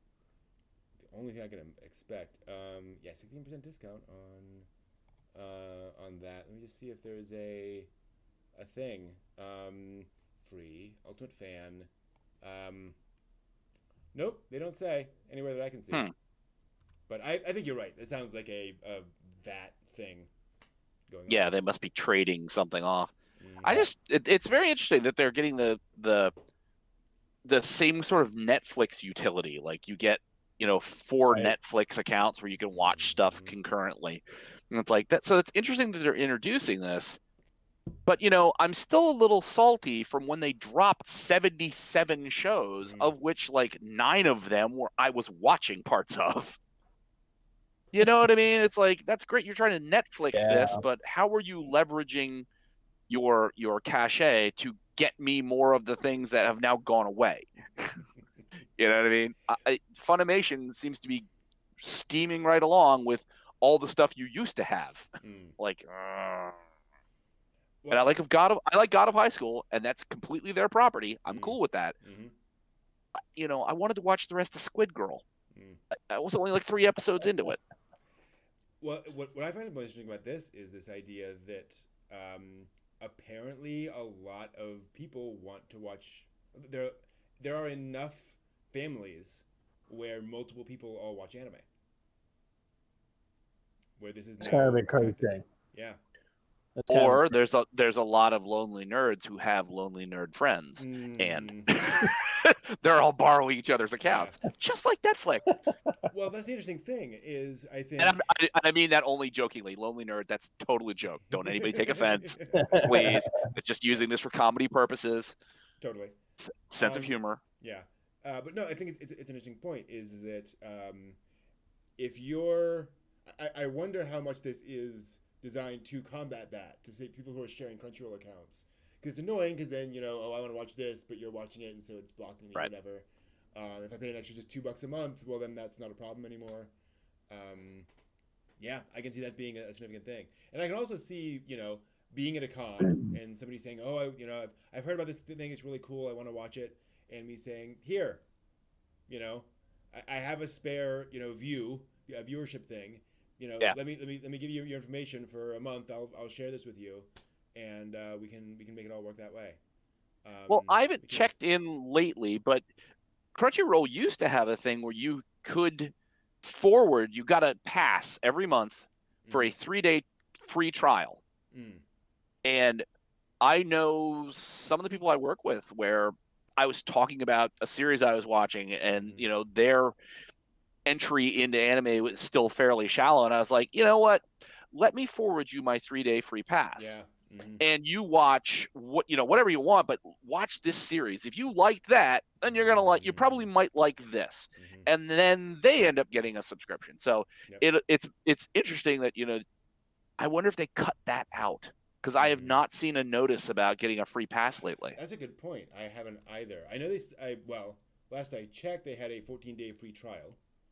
Right. So that may now sort of take over. Gone away. Yeah. Well, I was gonna say, because I used to get that every month, and I had like 30 of them in my inbox. That was like, oh, as a premium member, here's your 3-day free pass to give out to friends. And it's like, I just ended up accumulating them all, and then I just stopped getting those notices. Mm-hmm. Like, oh. Totally. Does the notice of exclusive merchandise, not just the swag bag, but which, yeah, swag bag is gonna not no offense, not probably gonna be worth what you're gonna pay for it. No. But access to exclusive merch, do your ears perk up at all at that? Not really. I if you said merch never gets me into buying things, or like buying a service, or going to hey, if you subscribe early to this, then you get this wonderful T-shirt, whatever. I don't have a tote really bag. Things, right? Yeah, those are nice things, but I got a closet over here full of just detritus from cons, and I've got a freaking plastic fan from 2004 Otakon in there. So I mean, it's like no. The answer is really no, unless it's something that obviously some type of big promotion with it, where you're really giving something significant, or it's a discount on the service itself. Well, I know Crunchyroll has been doing a lot of stuff with Benny Gold. They did a lot of stuff with Benny Gold, so they had a lot of Crunchyroll by Benny Gold, and it had Crunchy Hime on the T-shirt. They've been doing a ton of stuff with Junji Ito lately, so there's the Crunchy exclusive Junji Ito stuff, and it's like, you know what I mean? It's their T-shirts. Typically, there's not really like just simple stuff. Like, I bought initially when Crunchyroll launched as a legal streaming service. I bought a Crunchyroll T-shirt. It just said Crunchyroll. Your cure for the anime fever. They never have had another T-shirt like that. It's always Junji Ito by Crunchyroll, Benny Gold by Crunchyroll. It's like there's no merch that's just simple them. So, what exactly what are you exactly doing that's super special to make it exclusive merch? Because you got a point, because there is something to say, like, if you are a fan of Crunchyroll, if you are the fan of the service, like if you're like a big Otakon fan like myself, then that would speak to me. But that's a specialized, very niche interest. Like, when I go to Otakon, I'm always buying something because I know that money is going to support something that I like. So that's why I have a ton of Nalgene bottles with Otakon on it, and shot glasses, and so many shot glasses. I don't even have enough booze for the shot glasses. Your $1 purchase makes you a hero for anime. Right. There we go. As we all Right. know. You supported the industry with your Exactly. dollar. It went all the Right. way. Right. But no, Which, joking aside, $1 if you have 200 million people, Sure. Right. that's money. So, but no, I think it's one of the things is that gee, where could I find a T-shirt? If I wanted a T-shirt, Etsy, eBay, there are. Right. Amazon. You're not living in a world in which these things are hard to find. So yeah, I think that's one of those things where now, and like you say, if it's a Crunchyroll exclusive Gunpla, you have my attention, right? But beyond that, it's hard to say. Right. So Yeah, I doubt it's going to be Crunchyroll, Crunchy Hime thermal car wrap for your car. Mm-hmm. If you're a premium member, instead of $1 for it, it's only going to be $2,500. Exactly. You know what I mean? It's the world of exclusive things that they're probably likely to drop coin on to make the average otaku sit up and be like, oh yeah, I'm all on that. They're not going to drop that much coin for that. Yeah, agreed. Well, legal anime streaming continues to expand and illegal consumption appears to continue to decline. This week brings the end of an era in anime and manga piracy, at least. Kiss Anime and Kiss Manga have officially shut down. Kiss Anime and Kiss Manga linked to and embedded many, many, many pirated anime and manga series, seeing approximately 95 million visitors in the last 6 months before the close. Now in access, the site simply state, all files are taken down by copyright owners. The site will be closed forever. Thank you for your supports.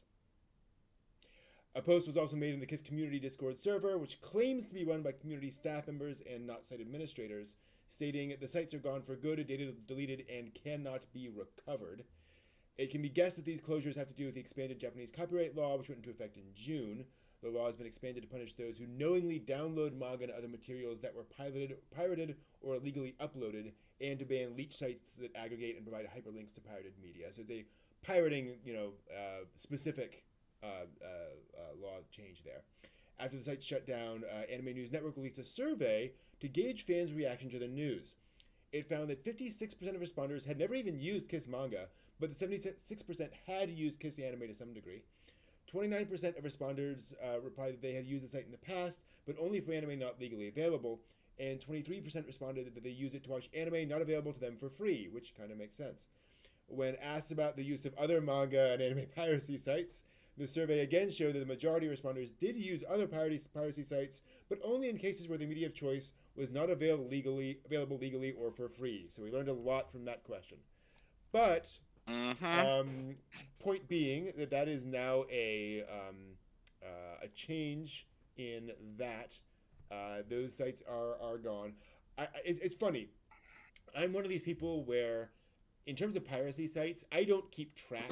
Like, I don't have I don't remember, oh yes, I watched this thing on this site back in 2015. I probably used Kiss Anime at some point in the past. I probably read a chapter or two of a manga on Kiss Manga at some point.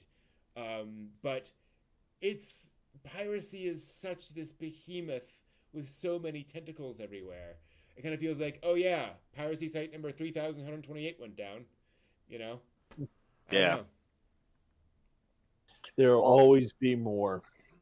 Mm-hmm. Well, and that's anytime that you look through the My Anime listing of new anime that's coming out, and I don't follow it for the manga, but at least for the new anime, that there are some that the little recommendation bar that'll things that'll pop up that I'll go to, and it's right in the strike zone of the little slice of life fun, looks like it's going to be a good show, and there's no listed licensors. Mm-hmm.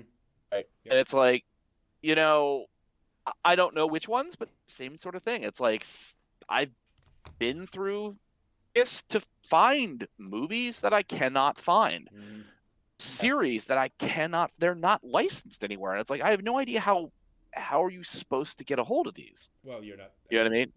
Well, you're not supposed to, right? Yeah, you're not. Yeah. That's the easy answer.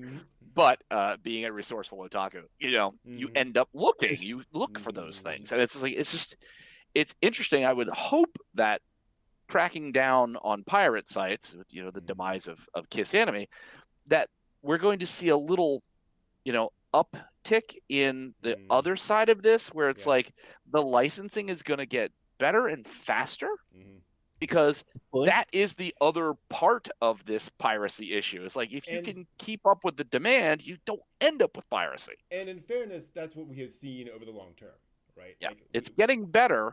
We all remember when it would take 3 years to get a series, over here. Yeah. And now it's taking, basically zero time at all. But it's, we don't get everything. So that is the tension. There was an interesting article, academic article I read at some point, from somebody who knew some of the folks in the publishing industry, and they contend, I am not claiming proof or anything like that, they are just claiming that the anime industry and the manga industry absolutely knew that anime and manga had potential in the US and in North America and the rest of the world, and deliberately turned a blind eye to piracy, because they knew the processes of getting it licensed and getting it over here were still took so long. They were like, we are happy for that to exist because it is letting people at least access it and see it, and because this is still like the 90s, or whatever, it's hard to get. So you'll find it at a convention. Someone will hand you a tape. But it's not like everybody has a giant library of, every pirated anime ever. Right. Actually, there is that one otaku, right, who has in his vault, it's all there. Yes. And every night he goes through and goes, "We shall release this." That's how it works. It's the old Ark of the Covenant. Right. Where do you keep this anime? How's it being stored? It's being looked at by top men. But who? By top men. Oh, okay. Okay, sure. Meanwhile, you see a part of manga being the original Akira. Yeah. But no, it's again, apparently they're basically like, it's gonna happen. Like we're going to get to a point where we can make money off of this, off of this market, but we can't now. And if we get aggressive on piracy, today in 1989 or whenever, it's just never going to happen. So it is better for us to just not really pay attention to it and let it be out there as a way of getting people going. Growing things. You've seeded the field, and now it grows. And I think you see that now even with these laws, where the laws are not going after every piracy site ever. Like, right. When they went after like the 3 big ones, and that was it. So, yeah, I don't know. I when I was finally giving my age away here, finally on the internet and being able to get things on a dial-up. In your 14.4K dial-up. With my Pentium 14.4 kilobaud. My Pentium 4886, Pentium, weren't you fancy? Oh yeah. Should have been on a 386 SX. With 256K, baby. There you go. Anyway, but I think there's a lot of people actually don't even realize that they're going onto a piracy site. Yeah. Because I was I'm just kind of like, finally, once I got a phone that an Android or whatever, and I was like going, oh hey, I can look up manga, and I was looking at Manga Fox, and then I was just like, why does my phone keep crashing? I don't understand. And then you figure it out, of course. But y'all ever heard of Go-Go anime? Yeah. Oh boy, talk about a whack-a-mole for freaking viruses and all kinds of horror. Oh boy. You couldn't even go look at an image that was the website itself without getting like all kinds of malicious attack alerts. Be like, oh well. You used to hit like one screen and like 6 would just It's like, oh yeah, okay. this is the bad part of the Ishizoku reviewers of piracy, where nobody has fun and everybody comes away with something. And that's actually a good point too, is that these tend to be going after the sites that are very ad heavy, very, they are making money off of it, as opposed Yeah. to Right. the average, here's something for free. We're just kind of letting it out there. So it's clearly not fan activity, right? On Right. some of these sites. Right. Well, the thing that's I and I as an absolute statement, piracy is wrong. The proceeds need to go to the appropriate parties. Fill in legal disclaimers here. A lot of 80s and 90s and early 2000s stuff is just not it doesn't have enough traction to be in current streaming services where you can pay for it. There's a lot of backlog that's out there that it's really interesting. It's like, if you're trying to stop piracy, absolutely, geez, you're cutting off all this stuff that really probably doesn't have a very good profit stream anymore. It's been out of print by 10 years. It's been off television for 15, 20 years. I wonder if there is a sort of litmus test to being like, okay, here's the profitability bar. It's been within this much time, and we still have an active franchise vested interest, and here we go. Here's this stuff, and we've already squeezed everything out of it we can. So we don't care. If you're not Retro Crush, but I think that was one, Steve, you had mentioned last week. It's like something like that, where it's like nothing modern, nothing current. It's old enough that the profitability stream is gone. We're not after that. We're after somebody who's making money off of current stuff that we should be receiving our rightful money for. This is where I make the case for public domain for anime, which you don't really see a lot of. And what that is just basically allowing the license to drop, allowing the copyright to drop, and then it becomes public domain, and then you can do whatever you want to do with it. There are plenty of movies talking about old silent movies like Nosferatu is public domain. You can do that. You can take that and show it to a crowd and not have to worry about anything. Well, hell, Metropolis by this point in time has got to be public domain.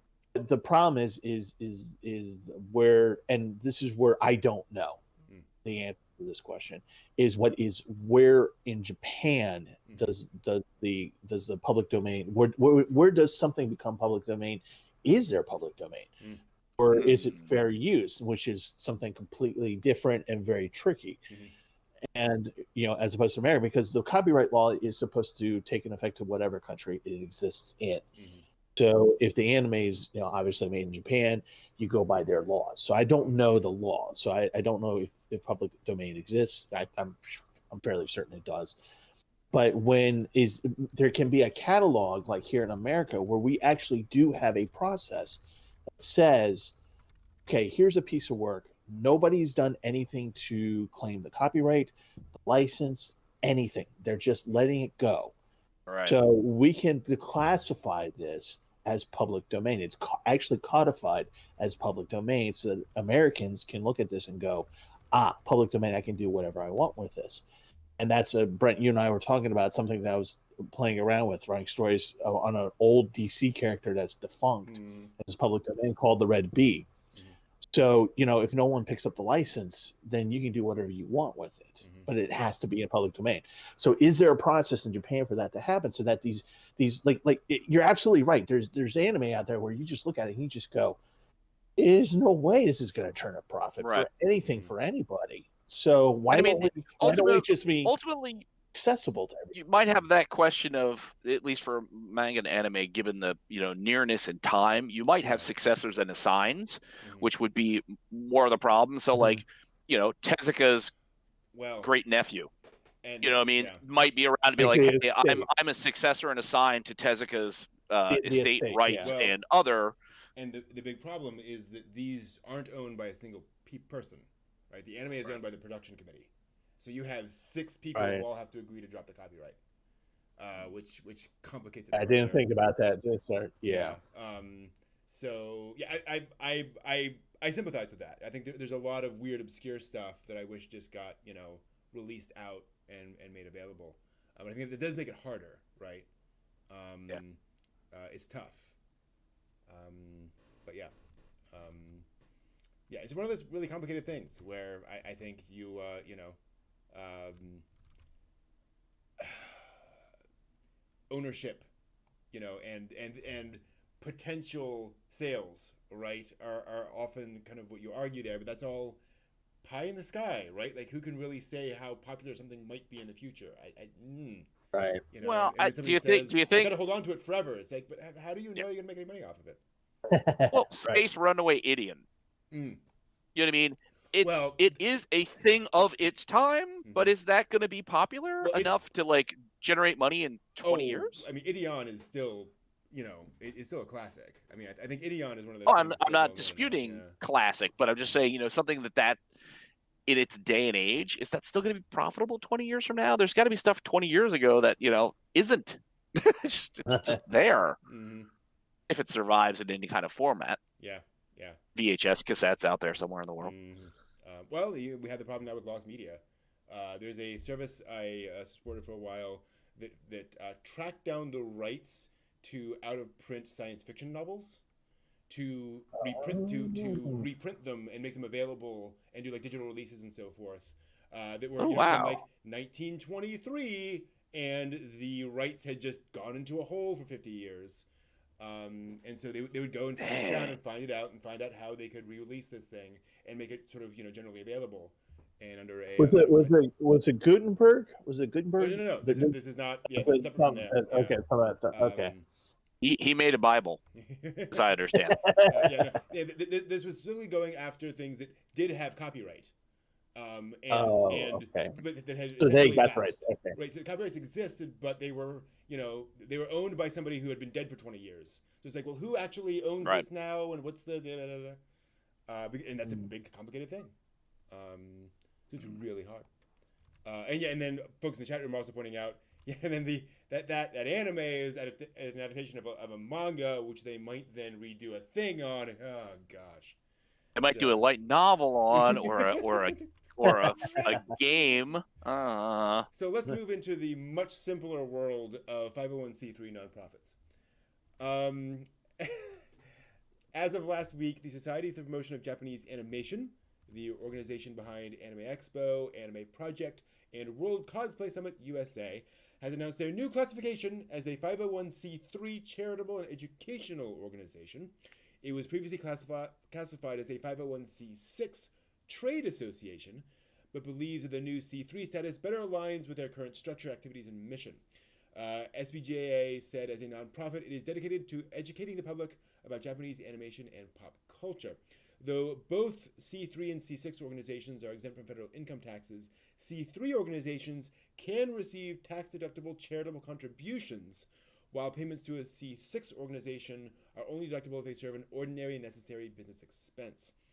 The SBJA president and CEO Ray Chang made a statement about the transition, saying he believes the new status, quote, will allow us to aid our work and achieve our goal of increasing appreciation and understanding of Japanese animation and pop culture. As we move into our 30th year, we want our organization at all levels, to reflect our passion and commitment to promoting awareness of and appreciation for Japanese culture, end quote. In other words, he explained absolutely nothing at all. But I think this is kind of interesting to talk a little bit about, because it sounds like they're looking for some charitable donations. Yep. This is, of course, the part of the quote you missed was at the very end where he said, and this is not about world domination. I can't make that clear enough. Wait a minute. That was a tell, wasn't it? No, this is actually what I used to do for a living. Was working 501(c)(3)s and Trying to work on world domination. That too. For education. So basically what they're doing here is that they are tapping into the well of foundation giving. And it's what Otakor does with Otakon. If you ever for those of you, if we ever go back to Otakon, if it becomes, we can go back to the actual physical convention. They do every year a panel they talk about how they do their finances. It's a very interesting panel. They welcome questions. Go see it. It'll give you a very good idea of how they spend the money. A 501(c)(3) enables an organization to tap into multiple education grants that can be in the hundreds of thousands of dollars. It also enables them to go after grants that are called operational grants. Operational grants basically are the ones that keep the lights on. They pay for the accountants. They pay for the space and things like that. So it enables them to garner much more money. There are things that they have to do for those things, which is not easy. They're gonna have to do a lot of tracking. They're gonna have to do a lot of, they have to justify. They have to prove to the grants that yes, these are the amount of people that we're serving. This is what we did. This is what the things that we're doing.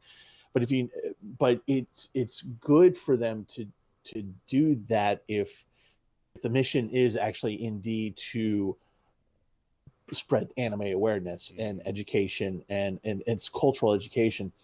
And the best part of it for them and it's a large organizations that go that route, like Otakon, the benefit for them is that Japan uses this as a cultural trade issue.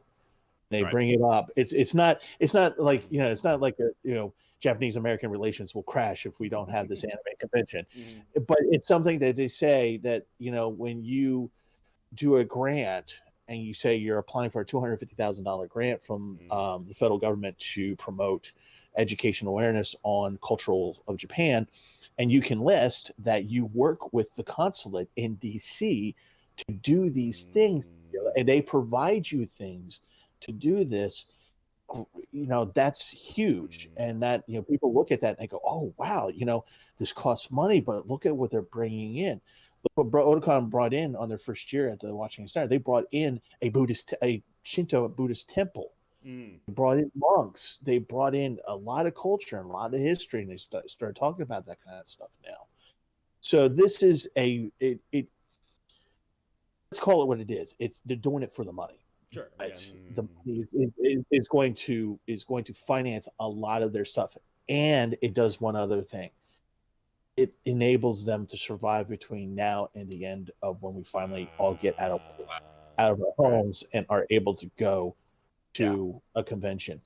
This allows them to do programs in lieu of a convention. So they'll be able to go, hey, our convention is doing this right now. We're airing this right now. We're doing this with the consulate. The consulate is going to zoom in on a meeting with us and blah, blah, blah, blah, blah, blah. And so it keeps you in there, and you have money, and you have operational money to keep you alive until you get to that point where you can go in again. That's why when Otakon finally decided to cancel, one of the things I said in my video was, let them keep the money 2021. Don't ask for your refund, because that money will just go into 2021's budget. Right. Now the thing of it is and I don't know the governing board of this organization at all, so this is me merely speculating, but you're going to have to reorganize your board, your oversight committees, your oversight organization, things like that. So it's going to become more board intensive, and they can't be like what Otakon does, which is from year to year to year they have their executive director and people that work under them. Former members are now their board members. So they're not going to be able to do that as much. They're going to have to bring in other people to actually oversight the convention. So there's a whole new level of governance that's going to be added to this, and it may change how they do things, how they operate things. Sure. But it could be. But honestly, as you can tell my voice, it's not a bad thing. It's a lot of changes. They're going to undergo a lot of changes, but it's not necessarily a bad thing, and it's a survival tactic. So I wish them well on this. Yep, agreed. Yeah, whatever it takes, right? Yeah, totally. All right, moving right along. A positive story this week as well. Last year, producer Yoshitada Fukuhara of 8 Million tweeted about the average budget anime studios are given to produce their episodes. As of this week, he's posted an update, and it shows quite an increase in allocated funds, at least for certain companies. As of last year, Fukuhara estimated that anime studios are given an average of around 15 million yen to produce each episode, or around 142,000 US dollars. Again, that's per episode for an anime series. His tweet this week noted that as of recently, some studios are receiving up to 5 million yen more per episode, pushing the budgets closer to 20 million, or about $190,000 an episode. In addition, some studios are even able to get royalties on the series they create if they're successful. The studios getting royalties are, of course, usually the larger ones who create the season's most popular anime. Part of the reason some production committees are increasing studios' budgets is to help attract more talented creators, Natch. As overseas distributors are focused on the popularity of the original work, the studio and the creator when they license the series at a high price, so a majority of the orders are concentrated on the more popular studios. In other words, the names involved are now more important when licensing it overseas. Fukuhara noted, however, that the changes are adding difficulties for some smaller studios. Quote, on the contrary, it is difficult for smaller studios to claim royalties. Overall budgets are increasing, but the royalties made through domestic broadcast TV licensing are changing and gradually disappearing. The new idea is that once an original work has a proven track record, then the studio will be able to claim royalties, end quote. Finally, he gave his prediction for the future. Quote, the trend in the future will be for production studios to not only produce works, but also to create a system that allows them to do their own copyright business, to merge or be acquired by a major company, or to work with a production company. The number of original works is decreasing, and it would be nice if there were more original anime created by studios. So it sounds like, as with everything, there are good, positive and negative aspects to this story. But it does sound like, budgets are increasing. Money is coming to anime studios more. And again, this is the budget that the studio receives for the episode.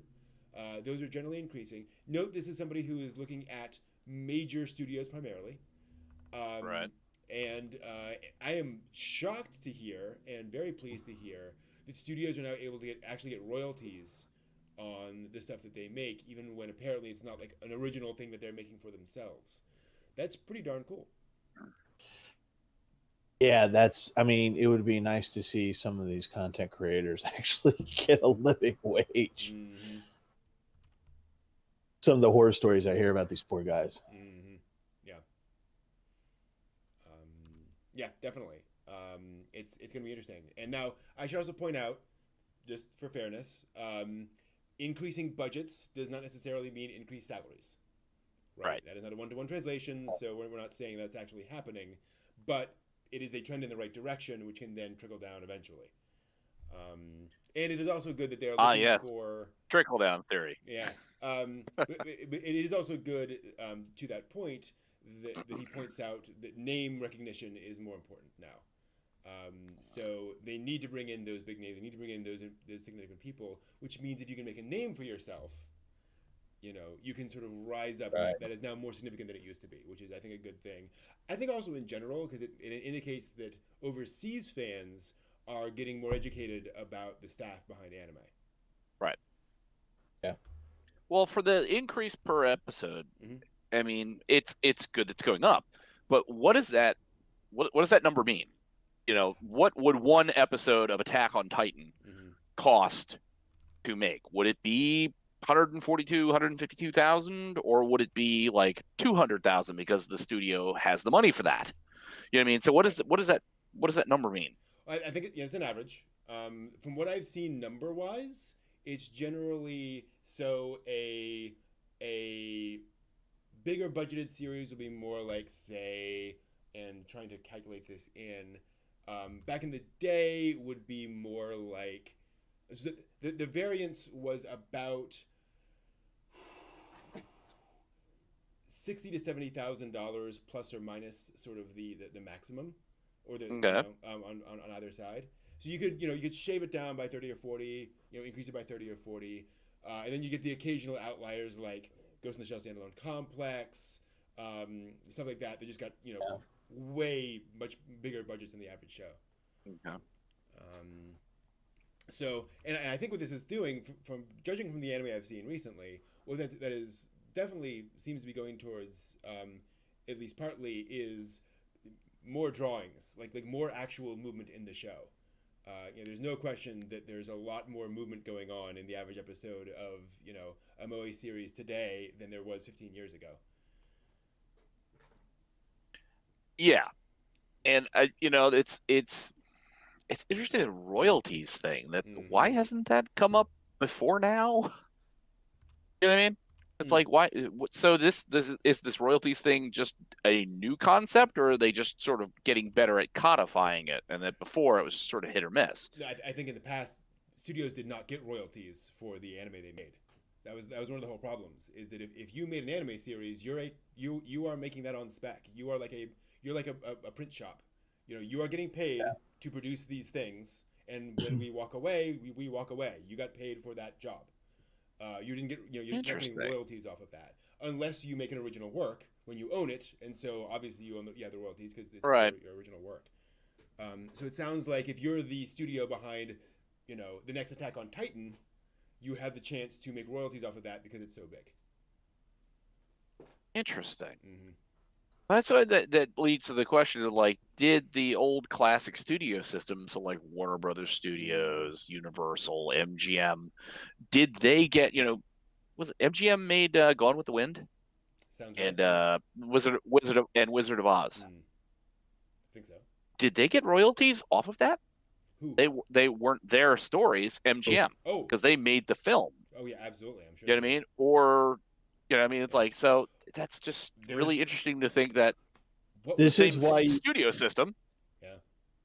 This is why you have and not all joking aside, this is when you have a good lawyer and a good rep on your side to do these things with the movie studios, because if you don't, and I think what Brent, you're alluding to, is what happening with the animation studios in Japan, is that there is not that doesn't exist, and there's nobody to represent you to say this is his work, this is what he's doing, and this is the royalties that he gets off of it if it's his own independent work. But if you're talking about people who are working, as a group on someone else's idea, you don't get it. Your job is specifically this. But if you are, like, for example, when you write a story to a magazine and the magazine buys a story, they buy it on a certain level of rights that you agree to, printing rights, like First North American rights or something like that. And most of the time when you sell a story, they basically say, here's your $120. Thank you so much. We have the rights for this for the first publication, and then the rights reverts back to you. Then you do whatever you want. I don't think that exists. Am I right on that, Brent? I don't know. A, I'm not a copyright lawyer. B, from what I understand, there are contractual things that go into all this stuff. If a production company forms to make Attack on Titan, for example, there will be legal paperwork that is signed to say, yes, we're all a production committee, we're doing this, you're doing this, so forth and so on. The thing is, for the longest time, the standard structure of that was, the anime studio gets paid to do X, period. Moving on, there was never any expectation that the anime studio would make money off of it, because they are just producing this thing, then funnels back in. Now, I haven't. Apparently, Evangelion was one of the series that significantly have changed the production committee formula, but I haven't been able to find out what exactly it did. I suspect, because Gainax, that they did negotiate something to say, even though this is our thing, so we get to make all the money off of it, because my gosh, that saved their studio. Yeah. But yeah, and this has not been an expectation, I think, for a very long time, that the studio actually makes money beyond the production phase. Well, to be very interesting. I mean, if it is certainly related to big name studios, hopefully it will, similar idea, trickle down so that you can have some of these, newer studios getting into the biz, having a little bit more of a cash flow in general, that they can sink back into the quality of the business, and that you won't just see super studios doing awesome and then everybody else starving to death. Well, and it also leads to the fact that, and this is one of exactly that point, one of the problems studios have had for a long time is because they are entirely contractual, they have to be constantly finding the next thing. Yeah. In in exact lockstep, so they don't have a day when no one's doing anything. And I think I think one of the reasons they can do this is they can pitch it to say, hey, if you want us to be around in 2 years to make your next thing, we need some continuity of cash. So if we can find some way to make this just a little less bumpy for us, then we can have a much more consistent working relationship into the future, ideally. Yeah, we don't do this, in the off season when we're not tuna fishing. Can we have some money? Totally. So good news in general. Hope that moves on. Other good news. Gundam isn't the only classic Super Robot series with an anniversary this year. This year also marks the 30th anniversary of Sunrise's Brave series. The Brave, or Yusha series, began as a deal between Sunriser and toy maker Takara after the end of the original Generation 1 storyline of Transformers. That's right. Fan interest in the series had begun to decline, so the two companies struck up a deal to create a new franchise and toy line and create a total of 8 original shows in the series from 1990 to 1997, beginning with X-Kaiser and ending with Gao Gaigar. Ultimately, the plan worked, as the franchise not only sparked more interest in Transformers, but in the Super Robot genre in general. To celebrate the anniversary, a Brave series exhibit is coming to Shibuya in December and January. The exhibit will showcase the history of the 8 anime over 2 separate periods to make sure all the series get their proper representation. There'll also be displays and materials from related peripheral series like Saint of Brave's Burn Garn, which was originally intended to be the 8th Brave series, but instead became a video game original. And of course, like any good exhibit, there will also be a shop featuring limited edition goods. Gotta have that. Yep. In addition to the physical event, the Hakaba no Garo YouTube channel will be hosting a special live stream September 6th, which will reminisce over the history of the series and offer news and sneak peeks related to the upcoming exhibit. So, just in general, a feel-good story, I think, for the week. Have you guys seen any of the Yusha series? No. I don't think I have. Unfortunately. I don't think I know anyone who has. There's probably one or two folks in the chat room. I'm sure AC has it at some point. Or AS has at some point. They're fun. I've seen like an episode or two here and there. They're fun. They're very much a light Super Robot series. Apparently, from what I've heard, Jay's seen it. Awesome. From what I've heard, apparently, there were a bunch of unused character designs or mecha designs from the Transformers series.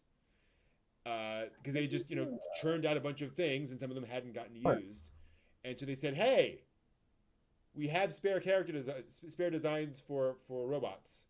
Let's make a show out of this." And so they worked together, Sunrise and Takara, to move forward with that, which is pretty cool. Yeah, but the character design for the Yugo Transformer wasn't nobody really wanted that. The Pinto one was really not very successful. Yeah. Unfortunately. Yeah, the rear end exploding collision as a fight scene is not nearly as exciting as it sounds. Yeah, exactly.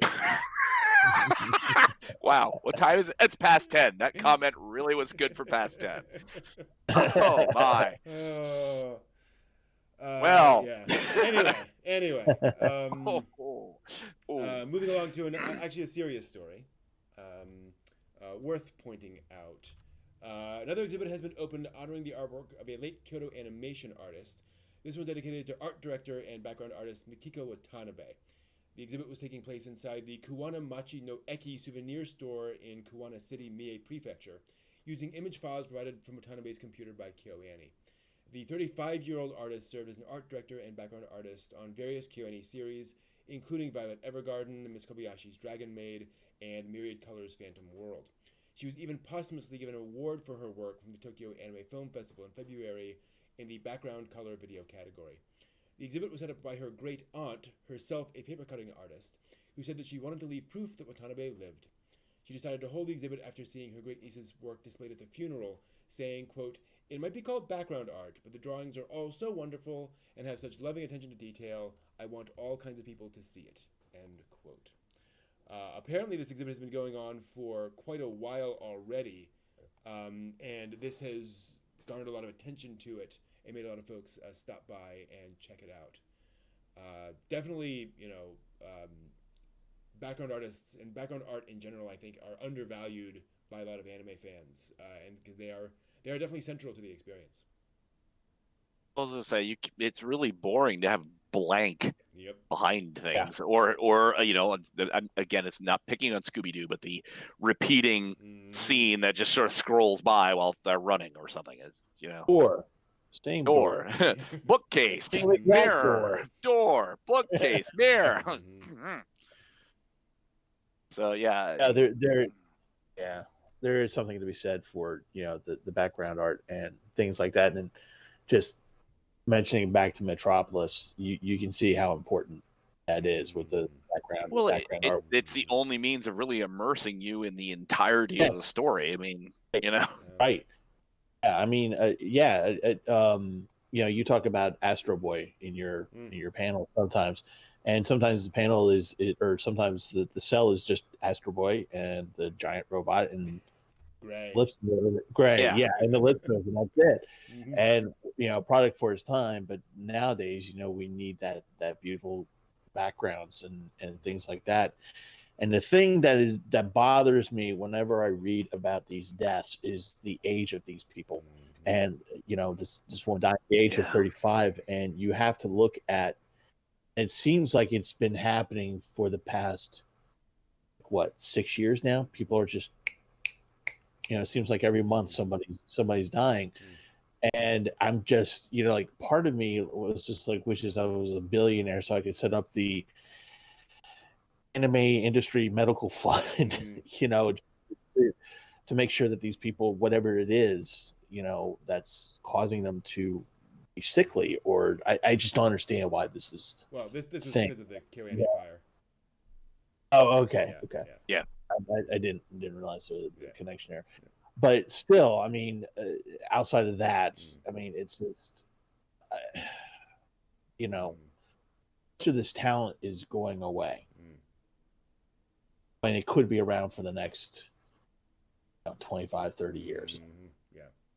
Well, and especially Kyoto Animation.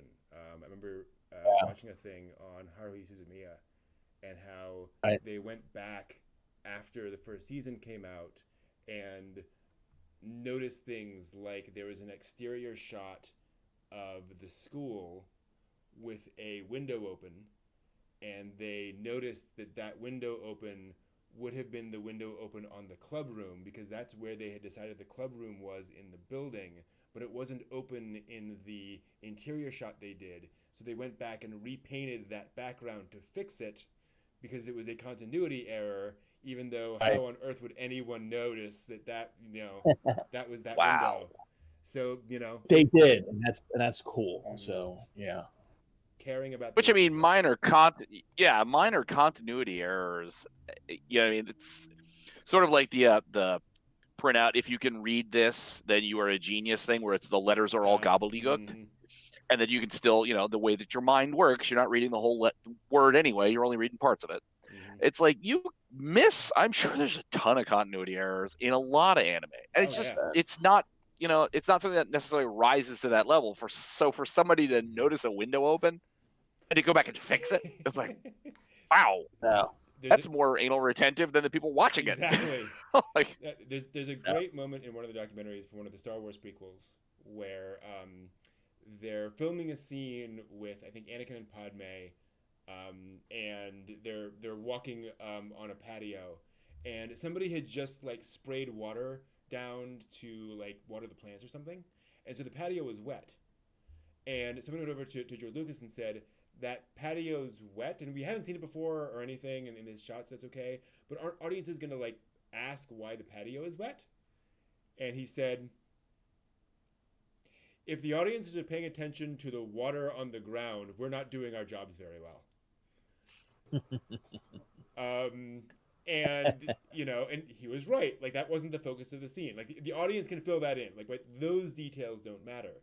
It's those continuity things that folks get care about, because we're used to seeing wet ground, right? Wet ground is just a thing, right? But yeah, no, totally. Moving on to also a somewhat heavy story, but one that I think is interesting to talk about.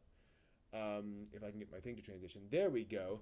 To mark the 75th anniversary of VJ Day on August 15th, Gundam's franchise creator Yoshiki Tomino and original character designer Yoshikazu Yasuhiko held an interview to discuss the themes of war in anime. Tomino said that he regards the casual use of warships and tanks in entertainment as a sign that conflict isn't treated seriously by the younger generation. He commented, quote, "In the anime world, stories like Girls in Panzer and Kankoli have come out. There are parts that I can accept as entertainment, but I wonder if this is okay. For my generation, it's thought war shouldn't be represented this way, and it makes me uncomfortable," end quote. As an example of an anime he thinks handles the subject matter well, he offered Tsunao Karabuchi's In This Corner of the World film, which he considers rare for portraying conflict through the eyes of the Japanese citizens and showing how the military closed in on civilian life. Tomino objects to the public's perception of the military as cool, saying, quote, "There's nothing cool about it. After all, war must not happen. However, unfortunately, we'll never be rid of war thanks to the delusions of those who yearn for it," end quote. He also noted that there will be no war in his next project, and while Space Battleship Yamato 2205 will still come out, he doesn't know what that will look like. He went on to say that he doesn't expect Japan to see another war, as it is instead flooded with environmental issues to tackle. Yasuhiko also gave his thoughts on the way humanity views past wars. Referencing how history tends to repeat itself, he says, quote, "We're basically stupid. Yet what keeps our sanity in the midst of it all is not religion, justice, patriotism, or anything like that. I think they were drawn to the perspective of the little people who are caught up in the conflict, and we see ourselves in them. When humanity is unable to see the effects they have on the little people, they tend to commit terrible mistakes," end quote. He reflected that some of the reason people tell stories about war is to witness the difficult times others lived through, but that even small age gaps can create vast differences in life experience. He commented, quote, "We, who were educated in democracy after the war, did not respect our elders. We berated them, saying, 'Those were the guys who made the mistakes. Why did they participate in such an idiotic war?' The people who suffered in the war spoke little of their suffering, and because we received no retaliation, we were free to run our mouths. But we were merely ignorant of their suffering. That's why I feel like we have to make amends to tell them that they too went through terrible things," end quote. So some strong words there, I think, from some folks who have definitely spoken about war quite a lot in the past. As you were talking about it, I was thinking about Shigeru Mizuki and his experiences in World War II, and the fact that he didn't even want to be there. You know, that it just didn't make sense to him to begin with, and he had the fear of death. He went through the war, lost his drawing arm, came out of it on the other side, had an entire career in front of him, but you know, he had that moment of time where he came back, where you know, he saw the futility of it. You know, he watched his friends die, he watched everyone die around him, and you know, he came back home and he saw what the war had done back home. And you know, and this, you know, I was thinking about that as you were reading off these quotes, and I'm just like, this is a generation that even if they didn't fight in World War II, they were the direct result of that conflict. Even if they were only a year old when the war ended, you know, that's something that they lived with as a generation for a long time. And there is, you know, I kind of look at other things, and you know, like, you know, the saying that, you know, we don't have a good view of what war is, being frivolous, is kind of true to me. When I particularly think about American involvement in Afghanistan and Iraq, you know, I have family members who fought in that war, but you know, nothing terrible happened to us. You know what I mean? As individuals, you know, there was no, you know, the anime they referenced to that I've yet to watch, because I don't know if I can actually go through something emotional like that again. You know, we don't have the fire bombings. We don't see these things. Yep. So it's kind of hard for us to not glorify it. So but at the same time, you know, I watch war movies. I watch, you know, anime that talks like Samurai 7. I talk about, or you know, watch, you know, those kinds of things and enjoy those kinds of things, and you know, working my way through Girls in Panzer, so I can kind of see what he's getting at. It's just, you know, it's serious. He's right. It's a serious topic. I mean, well, I think Tomino's point is good for looking at the age gap. Yeah. that those that came through immediate post-war experience not only saw the difficulties that were brought up by the war, but they also were front and center stage as America started pushing Japan to make sure that it was a stable, basically a stable base, so that the U.S. could ferry men and supplies into South Korea for the Korean War conflict, could then ferry men and supplies in as a more close regional base for Vietnam, and that the continual pressure to build the Japanese self-defense force into a genuinely and legitimately sizable and functional force in the Western Pacific to hedge against North Korean and Chinese incursions into the Pacific and Soviet Union for its time on the Kamchatka Peninsula there. And with, trying to make sure that you've got somebody that can stand the test if it has to come to that. And so I find that very interesting. It's like that's an older perspective versus the sort of geopolitical perspective that's developed now, where it's even more important to make sure. And you see some of these, I've not before in years gone by ever seen the Japanese Navy choral presentations of singing Space Battleship Yamato. You know what I mean? There's a lot of stuff that's much more pro-military. Gate is very pro-military. These things are very geopolitically aware of where Japan sits now in an odd kind of way. During the Cold War, you know what I mean? You still have a lot of World War II rhetoric for, the futility of war, and military is, overbearing, and it, impinges on the freedom of the people, to now where you see more military positive kind of stuff, and how that you can still, girls in Panzer, you can still have fun in a tank shooting at somebody else. You know what I mean? It's like a club. Even though you're using a giant multi-ton killing machine, you can still fall off a bridge. You can, do all kinds of fun stuff and sing and dance, and it's great. So it casts this very interesting new light into how the military is supposed to be integrated into society, so that people aren't feeling that this violates the Japanese Constitution. And, as of the last few years, there's been more discussion about altering the Japanese Constitution and doing things to allow greater military presence and greater military deployment. Well, and so it's interesting. Do you think Abe is going to come back? He did in 2007. I don't know what his undisclosed health issue is. It's inflammation. It's a disease. It's a bowel disease. It's inflammation that is quite painful. So irritable bowel syndrome, IBC. Did Steve just go quiet? Steve, your mic. Oh, there we go. Yeah, can you hear me? Yeah. Okay, there you go. Good. Okay, cool. It's a very painful bowel disease. It causes a lot of pain, and it causes like pissing. Like Crohn's. Yeah. Okay.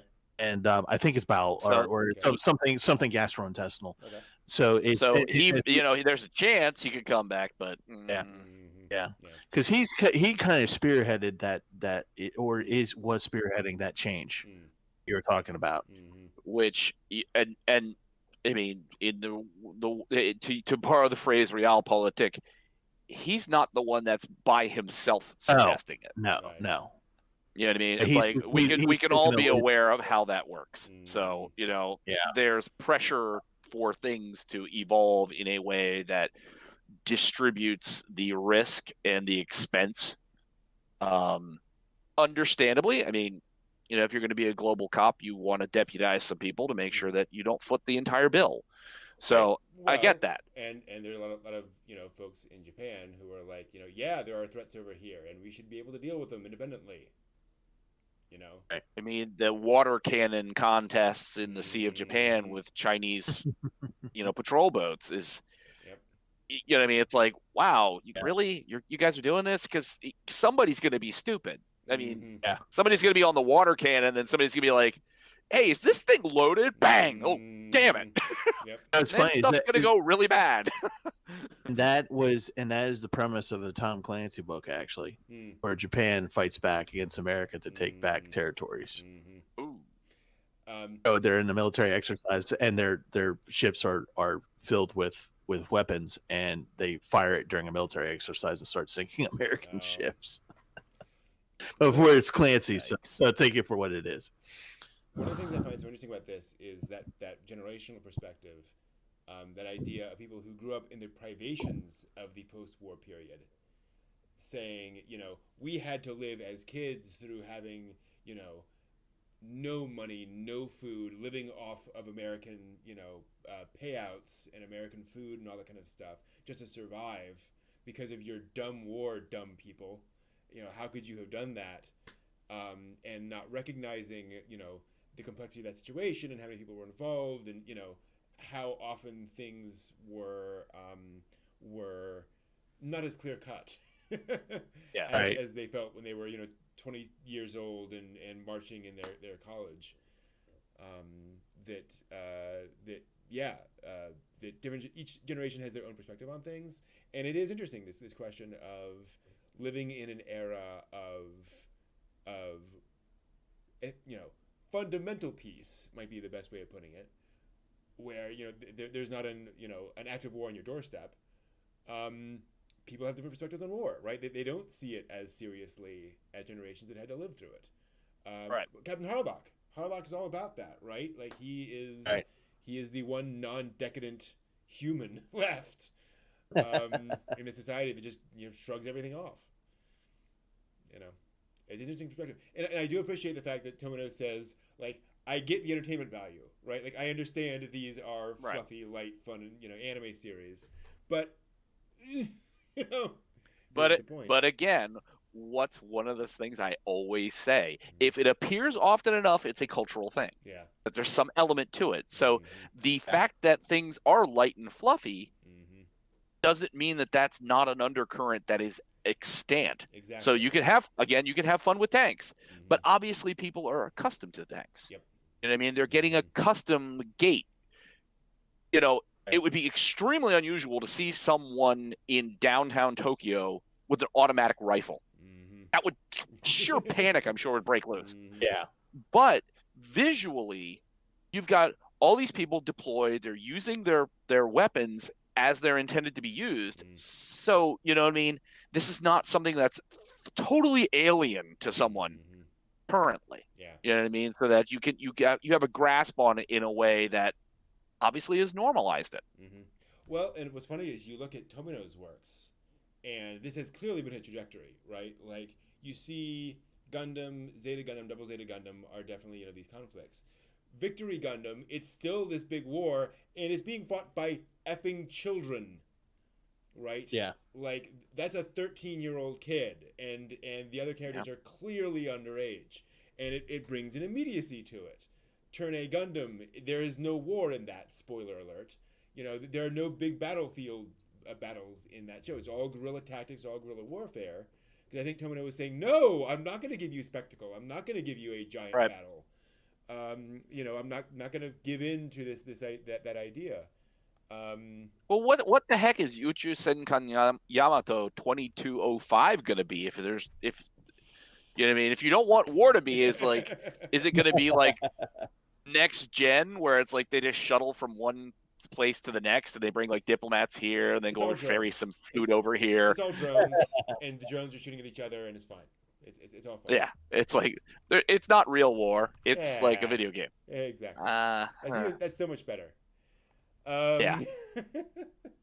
All right. Yeah. Contracted to be Amazon delivery. Yeah. Exactly, yeah. Amazon delivery fighting a new delivery service in space. Oh, cool.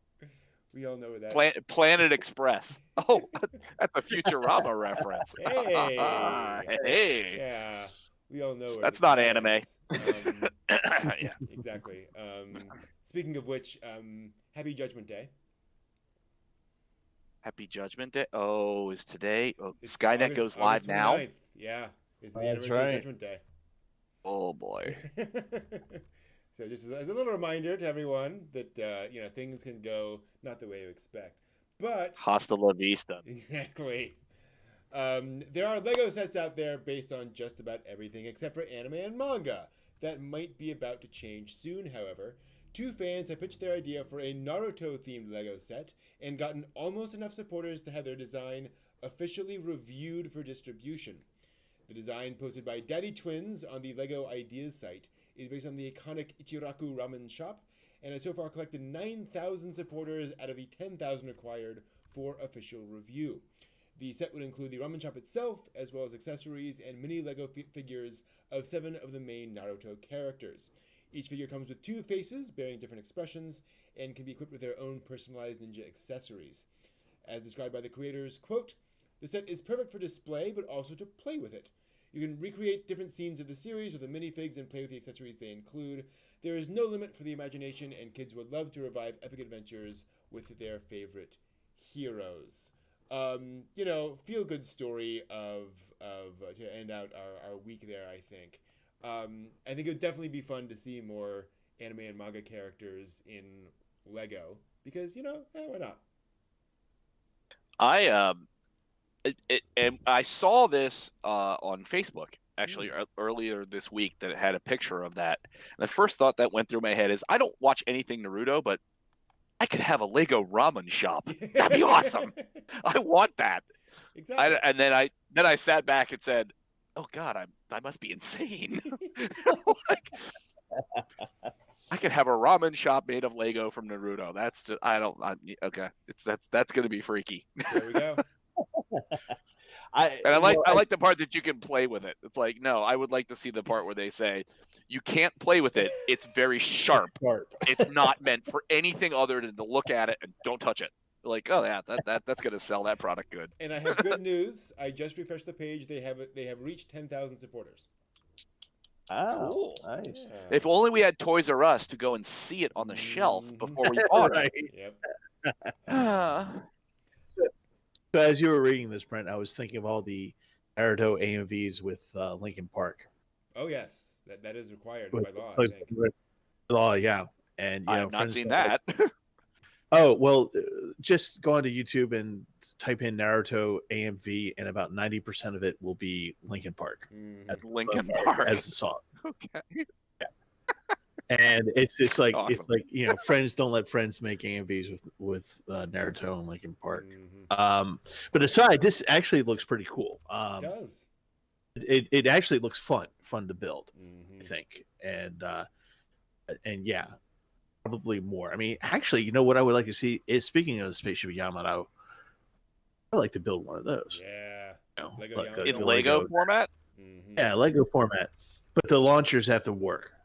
Ah, yes. So, yeah, which I've seen.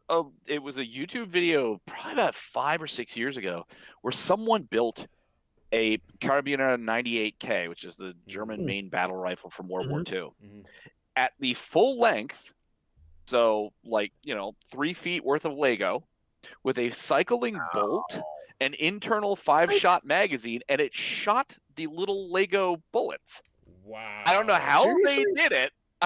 Not a clue, but it was entirely Lego. So, yes, if you had a Space Battleship Yamato, you easily could have firing launchers. Well, here's the other thing. I would like to see it. I got the Queen Anne's Revenge from Pirates of the Caribbean. Nice. And that's a great Lego set. I love it. I wish I'd gotten the Black Pearl. I missed my chance to do that. But that, you know what I mean? That as the Battleship Yamato, that thing would, to get the same kind of level of detail, that thing would be like 3 feet long. It would be huge. It'd be glorious. It'd be glorious. I don't need a bedroom. You can hang that thing from your ceiling with a hoist. So I don't know if this is good news or not. Remember, the Lego patent has expired. What? So so you can make little plastic blocks that are exactly compatible with Lego. This happened like a year or two ago. And so if you go on Amazon right now, I haven't seen a Yamato, but there is a 3-foot USS Missouri. Wow. There's that would explain. Bismarck. Oh my gosh. Yeah. I saw something. There was one somebody built a World War II destroyer, a U.S. destroyer. and they showed the build. It was like a 10-minute video, and they showed the build, and it was like several weeks of just like they built the front end, they built like the center structure, and then all the other bits and pieces they put together. I was like, wow, where the hell did you get this kit from? Well, and in fairness, a that lot makes of folks, sense. If you're a serious Lego fan, you don't need a kit. You just go out and you buy Right, all you the just bricks, buy it. and you just figure it out and build it yourself. So that happens Wow. too. But there's no way in hell, because I mean, first of all, they're all gray, and that's fine. Mhm. But you know what I mean? It's like the way that you watch them put it together. One little tiny rectangle brick. Oh, yeah. You know what I mean? It's like conceptually, somebody must have sat down with AutoCAD and been like, okay, Yep. this many bricks at this volume per brick, blah blah blah blah blah, and here we go. A ship. This is a USS Enterprise kit. It is just under 3 feet long, 2,510 blocks. Oh God. Wait a minute. Brent has a 3D printer. I do. You This know, is true. yeah. I have Brent- been able to print, Lego Lego blocks. blocks. Oh yes. Mm-hmm. So No, all we need is for no, you to print no, that for the next no. for the next 5 years, one block at a The time. funny thing, though, Right. if I were to do that, like, I just print a multi-segment model of the Yamato, like that. I totally do, right? Cut out the middleman of Lego, just 3D print a Yamato. That'd be my preference. A 3 foot long, fully detailed Yamato. That would take some time. I do wonder. I'm just going to do a quick search here. I do wonder if that's possible. I mean, I know it's possible. The problem is I don't have a 3-foot printer. So the question is if there's anything that is, yeah, there are certainly Yamato Giant models. industrial 3D printer. Oh, No, models. no. So they giant printers. Yes. There are various Yamato models on Thingiverse, but I think like this one is just one giant file. Oh, that's a segmented one. So this is, that's actually technically doable. It looks like they printed it fairly large. Don't know how big it is, but yeah, that's a decent sized model. Yeah, it can be done. No. Act now. No. Brent's model shop going fast. It's 20 files. Well, 21 files. Although some of those may be dupes. So you get 2 Yamatos for the one. Exactly. Different formats it looks like. But these such things exist and can be 3D printed if you so desire. So act now, children. Get your dump truck full of money. Brent is ready to go. The phones are waiting. Uh-oh, Brent's thinking. I see Brent thinking. Things are going to happen. What are you thinking, Brent? I have a resin printer. Yes, you do. But it's small. You could not get large parts out of that. I also have a CNC mill now. So I might be able to do something with that. That'd be interesting to see, because you might get some interesting detail out of that. I don't know. Hobby Lobby still running, or Hobby Hopper still running? There we go. You could Hobby Hopper something. Yeah. Well, Send a month. well, I was gonna say, you could do something like a TIE bomber. Oh yeah, sure. From Star Wars, Oh, yeah. because it's got mostly a sort of round section at the front, but reasonably not small, but reasonably detailed in its approach, and you could fiddle with that. Supersonico in a 1-to-1 scale figure. And I know I've shown you these guys before, but How about that? How about that, Brent? Supersonico on a 1-to-1 scale figure. There we go. It's not going to be very happy with the light. There we go. Look at that. That's 3D printed. She's 3D printed. Dang, those are just nice. Are you gonna paint them or just their concept models? Maybe someday. I don't really, I didn't really print them to be painted, but I certainly could. But yeah, I mean, I think there are certainly potentials there for Right. models. But yeah, I mean, you can get pretty good detail out of them. So. Well, as I say, you can get detail good enough that I'm sure. Does Mattel still exist? They are part of Hasbro now, I think. I would. Okay, I was gonna say I would think they would hate people for trying to make Star Wars figures at home with their 3D printer versus going and buying them. Like, ooh, toy manufacturers are like, curse you, 3D printers. People make their own toys now. They wouldn't just send lawyers. Mattel is still around and apparently independent. Surprisingly. Wow. Yeah, no. But I have been very careful about what I 3D print. I have not 3D printed certain licensed characters. You got to be careful about all that kind of stuff. So you haven't printed out your own Boba Fett and your own Baby Yoda? Nope. Oh, that's a shame. Yeah. It's actually law around that is interestingly complicated because if I personally make a 3D digital model of an existing character, do I own that? If I personally sculpted Boba Fett, okay, do I own that file? Right. So a yes. fan sculpt. Mm-hmm. Yeah. Huh. And then if somebody 3D prints that, at what point is that violating copyright? And that stuff has not yet been fully proven in court of law that I know of. Interesting. The same. I mean, obviously, the character can be under copyright in ways that So if I make a fan item of something, obviously there's still a character thing. Is this like the doujinshi thing where it's like you could have something that's derivative of it, but it's not plagiarizing it? You know what I mean? You're taking something that's stylistically the same, but not exactly the same. Yeah, and there are sort of legal gray areas where you create a character that is a robot trooper, right? That is similar to, and you're literally not duplicating it, but it's something in the same style, right? Like it's different. Right. There's only so many humanoid robot fighting things that won't look like a Gundam. Yeah. And they also they did have a thing where somebody 3D scanned a statue that was on a public quad at a university. The university sued them because they own the statue. And that was struck down in court because they may own the statue, but they do not own scans of the statue.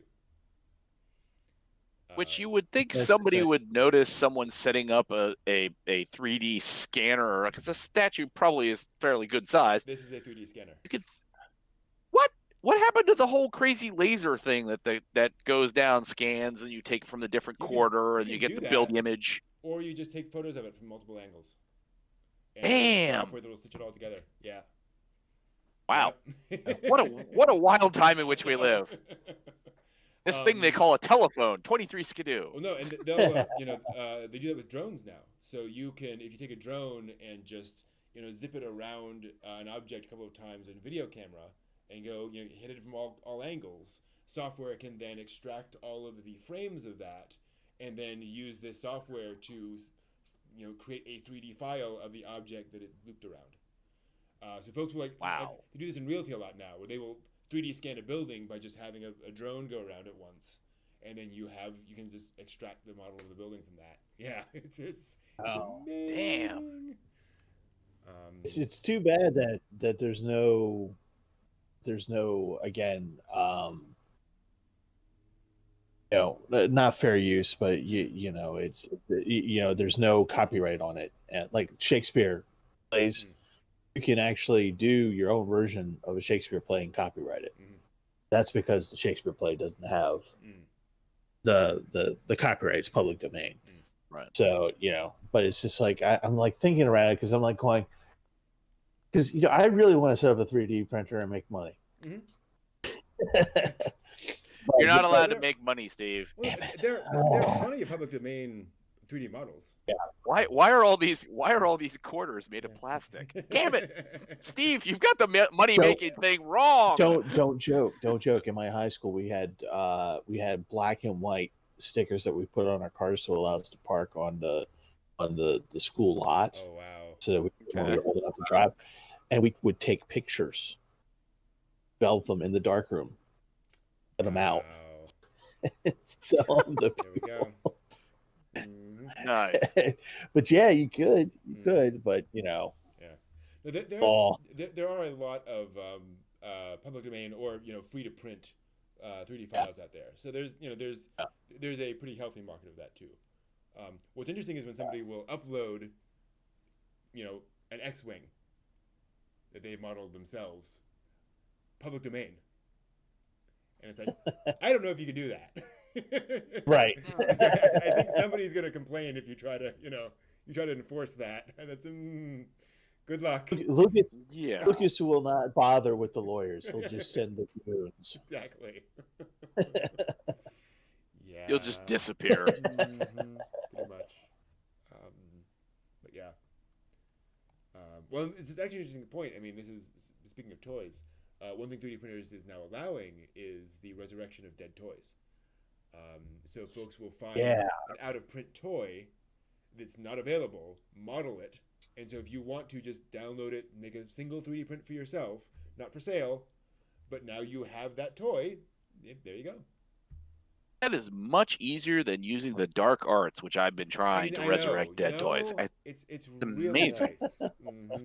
A lot less blood, a lot less soul bargaining. Right. Bringing back my sister's strawberry shortcake dolls, just much easier now. They always end up coming back like Chucky, though. That's the horrible part. That is the twist. You cursed soul, your cursed light back there. Cursed souls, the Chucky strawberry shortcake. It's just terrible. Mm-hmm. Yeah, but they're so cute when they try to kill you, right? So it's nice. They're trying to clog your airways with strawberries. Die! Your little hands can't get around my neck. Do your worst. Somebody should do a manga, kind of like Mao-chan, where there are like little evil dolls that are trying to kill people in Japan, but like they're so cute, the Japanese people like can't fight back, because they just point and go kawaii as it's throttling them. And instead of nasty, sharp, evil little monsters, they have those little tiny chibi little Nendoroid hands. Yes, exactly. So they can't actually hold anything. So that they're trying to strangle you, and it's like they barely can make an impression on your neck. Like,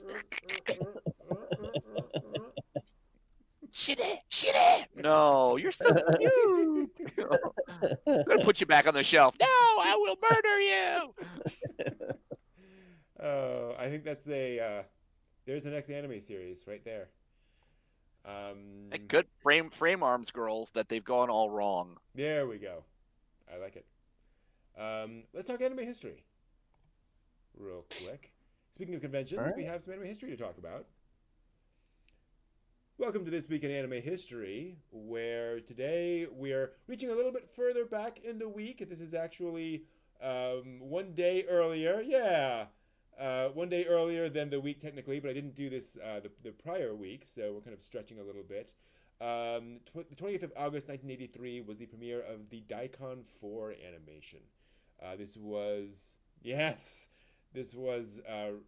requested by the folks who put on the Daikon convention, sci-fi convention in Japan in the 80s. And this was produced by a whole bunch of very tired otaku who got together to draw this animation. They did one earlier for the third Daikon 3, and came back for a bigger, better animation to make Daikon 4. And boy, did they succeed. This became a legendary short animation celebrating all of science fiction and fantasy and anime and all that kind of stuff, and features an amazing pan past just hundreds of cartoon characters, video characters, all that kind of stuff, except Astro Boy, which got them into trouble, but that's a whole other story. it was a great thing, really fun, fun thing to kick off the convention, and the creators of that would go on to form Studio Gainax. So it was a fairly important moment in anime history, and if you get a chance, check that out. It is available, shock of all shocks, on YouTube for you to check out. Exactly, and that is this week in anime history. John, Yeah. can you please turn that off, or we're gonna get kicked off YouTube? Oh, good point. Thank you. YouTube does not like streaming music during live streams, sadly. But yes, Daikon 4. It's hard to believe. 1983. Mm-hmm. Wow. Oh God. It's been a minute. It's my walker. In a minute. Goodness gracious. Mm-hmm. I can't even. Wow. Was I even aware of? Well, I was aware of Star Blazers. Mm-hmm. Yeah, Star Blazers, Marine Yeah, Boy. Yeah, that would have been that time. But geez, man, I can't even imagine. Voltron, Macross. Yeah, that was the year Voltron came out, I think. Yeah. Mm. Macross didn't come over here in Robotech form until 85, 86. So it still was a couple of years away. Yeah. Mm-hmm. Yeah. Boy, I can't even imagine that. Like, imagine seeing the Daikon animation in 1983. It would have blown your skull apart. Like, what? It literally would have been like, What is this? It's Please, like from another please. planet. What's going on? Yeah, it's crazy. And to think, a bunch of fans putting that together. In the early 80s, the technology of the time, that must have been just nuts. Trying to coordinate people in the early 80s was Yeah. just, you're like, wow. Yeah. This is Oh, taking just a call them studio. no. Yeah. Well, and it's not a studio. So No. it's not, the boss comes down and says, all you people were working on this thing. It's a bunch of people being like, hey, let's all get cooperative and do something together. Like, wow. Yeah, Blue And you Blazes- accomplished it. Yeah, Blue Blazes suggested that they all hold up in the house of some rich guy, who basically just let them all stay there for a while. But I don't know how accurate that is. Nice rich guy. Yeah, well, apparently he was a joke. closet otaku, and when he heard that they were doing an animation, he's like, sure, just hang out in my vast sub basement or whatever it was. I had my spare house. Yeah, Here's the key. pretty much. Yeah, that was what it was. And so Ano sat there eating his barbecue potato chips and root beer, I think, was his standard diet. Oh boy. Yeah, it That was must have been a something room like to be that. in. Yeah, but apparently that was his thing. Is he would just eat raw and just eat potato chips, barbecue potato chips, just all day for like 16 hours a day. Periodically, somebody would come by and go, "Take this." Can somebody work faster? What is this? Hopefully someone hosed down the people every once in a while just to, Can you imagine the family Sure. funk in that room? You open up, hey, how you doing? Oh my god, That's what I'm saying. It's like barbecue potato chips and root beer. Root beer. Not a good, Yeah. not a Was good it- I gotta- combo. let me see here. If you said Dr. Pepper, I would have been like, nope, never opening that door. Let me just see if there's any reference to this, or if I'm just completely crazy. Do not feed the animators. Yeah, exactly. Wow, this is not being helpful. I'm mildly surprised. A lot of recipes for potato chips, which is nice. Recipes for potato chips? Yeah, when I Google Hideaki Anno potato chips, I just get potato chip recipes, which is not exactly ideal. Hot oil potato sliced. Taste Yeah, barbecue. lists Tiffany Grant, which okay. Was it barbecue potato chips? See, this is making me wonder if perhaps this was some Lie. oddball thing I heard somewhere. Yeah. Oh, there we go. There we go.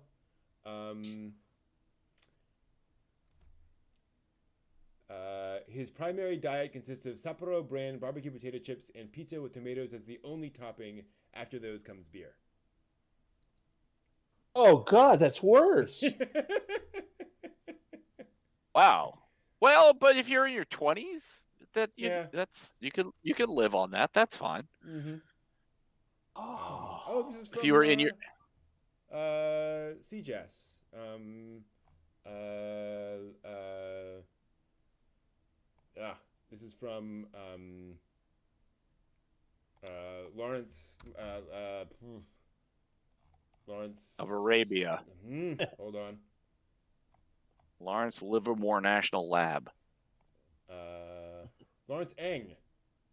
Thank you. Gosh, that took a while. He set up a website in, very early in 1998.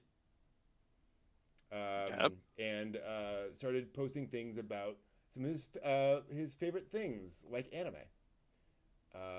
He has information here on 2Y, very obscure anime series, 1987. He has one of the first. Never even heard of it. Yeah, one of the first Serial Experiments Lane sites on the internet in the English language was his. Thought Experiments Lane. He's been around for the longest time, and he came to Otakon Online. I saw him on one of the little chat rooms in Otakon Online. So, yeah. No, it was OnCon. Wow. He was in OnCon. That was the thing. OnCon? Yeah. Because I saw, Lawrence Eng in there. He's like, oh, no. I was like, wait. I know who you are. You? Exactly. But yeah, that is apparently information he has on his website that he pulled from an interview somewhere about Hideaki Anno, who is an interesting person. Definitely. Yeah, apparently. Yeah. A tomato pizza. Yeah. Just tomato tomatoes. pizza, beer, and oh no. So it's just bread and pasta sauce, basically. Oh God, I am so feeling bad for that toilet. I am so bad for that thing. Apparently, this is a quote from the Gynax FAQ. Oh my God. So I don't know. And that in fairness, that does sound like the Gynax staff, ragging on each other. Yeah. But still, yeah. So the full quote is: primary diet consists of Sapporo brand barbecue potato chips and pizza with tomatoes as the only topping. After those come beer. His erudition in tokusatsu is vast and can be seen clearly in his animation work. Which is true. Okay. Definitely a lot of Ultraman in his in the Vikings move. But anyway. So I do have a question though. What did we learn on the show tonight, Brent? On the show tonight, Brent. Exactly. What have we learned? We've learned that animation budgets are going up, but that may not necessarily help the industry. Yep. That piracy sites are coming down, which may not necessarily help the industry. Exactly. Yep. Aha! Touche on you, sir. We've learned that going nonprofit can be beneficial. Yes. And that Girls and Panzers, while very cute and interesting and fun to look at, does not represent true war. That's right. That's true. Hadn't thought about that. Yeah, it's true. That online conning, it continues to plod along. Yeah. Hopefully, it will be in addition to when we can resume normal cons. It will be the plus to the wonders of cons. It won't be a funding experience where they say, you know what, it's just cheaper to do online. Let's never do a real con like live again. Terrible. No, that thought should never be out there. It'll happen. Some small cons, you know what I mean. I touch wood. I never would hope, because I love Star City, but I could see at some point them saying, it's really difficult to set this up. It's really difficult to get all this together. We're just going to go live, and that's from remote locations and online it, and that's how that's going to go. It's like I could see that small cons doing that. And in fairness, the anime convention space has been overcrowded for a while. Yeah. Yeah. So I can see some cons saying, you know what, let's do some kind of online event. That's fine. There doesn't need to be like 3 conventions every weekend. Yeah. So we'll have our live cosplay space, or whatever that means, our artist alley space thing, and our EC space. Did we ever figure out what EC meant in that, by the way? No clue. Oh. Extra cavernous.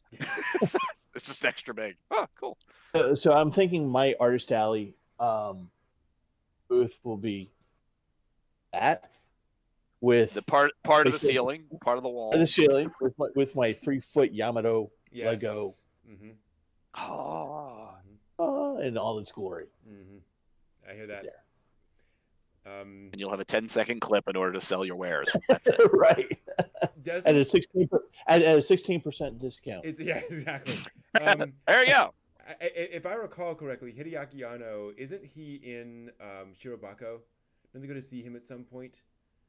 I think I think he's one of the people they go to see, and he has a giant Yamato model like in his living room. And it's just like this 4-foot Yamato model in glass. It's like, yep, I believe oh my god, that. that would be so cool. I would too. Yeah, and I would be so jealous. Probably has the motorized rotating turrets that elevate and make the noises. Yep. Oh. Oh gosh. Yeah. Definitely. We also learned that you can 3D print just about darn near anything. Whether you should or not is a good question, though. We also learned that we are all suckers for romance, adult or not. Yeah. Mm-hmm. Yeah. Where's my Google Pay? And that Crunchyroll is continuing to sort of move forward the Netflix-like model for subscribers. Yep. Well, they've got millions of subscribers, so they're at that stage now where they First step in world domination. Yeah. Hey. God, it's just it's of all the pirates out there, they went legit. Mm-hmm. Mm-hmm. It's kind of amazing going back and looking at history, man.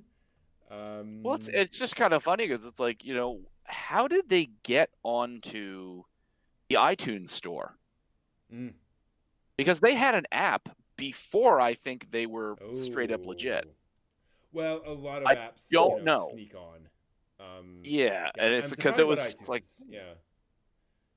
because it seems to me it was around that time that they were making that transition, and it was just like, okay, because a lot of the content they had, once they started like talking about subscriber premium membership, or it was just, I think it was standard membership cost, a lot of the things that used to be on the site just disappeared, and there was not kind of the announcement like, our agreement with Funimation has ended, and this is good. No, it just was suddenly like, you guys can pay to be subscribers, and there's a lot of content that we don't have now.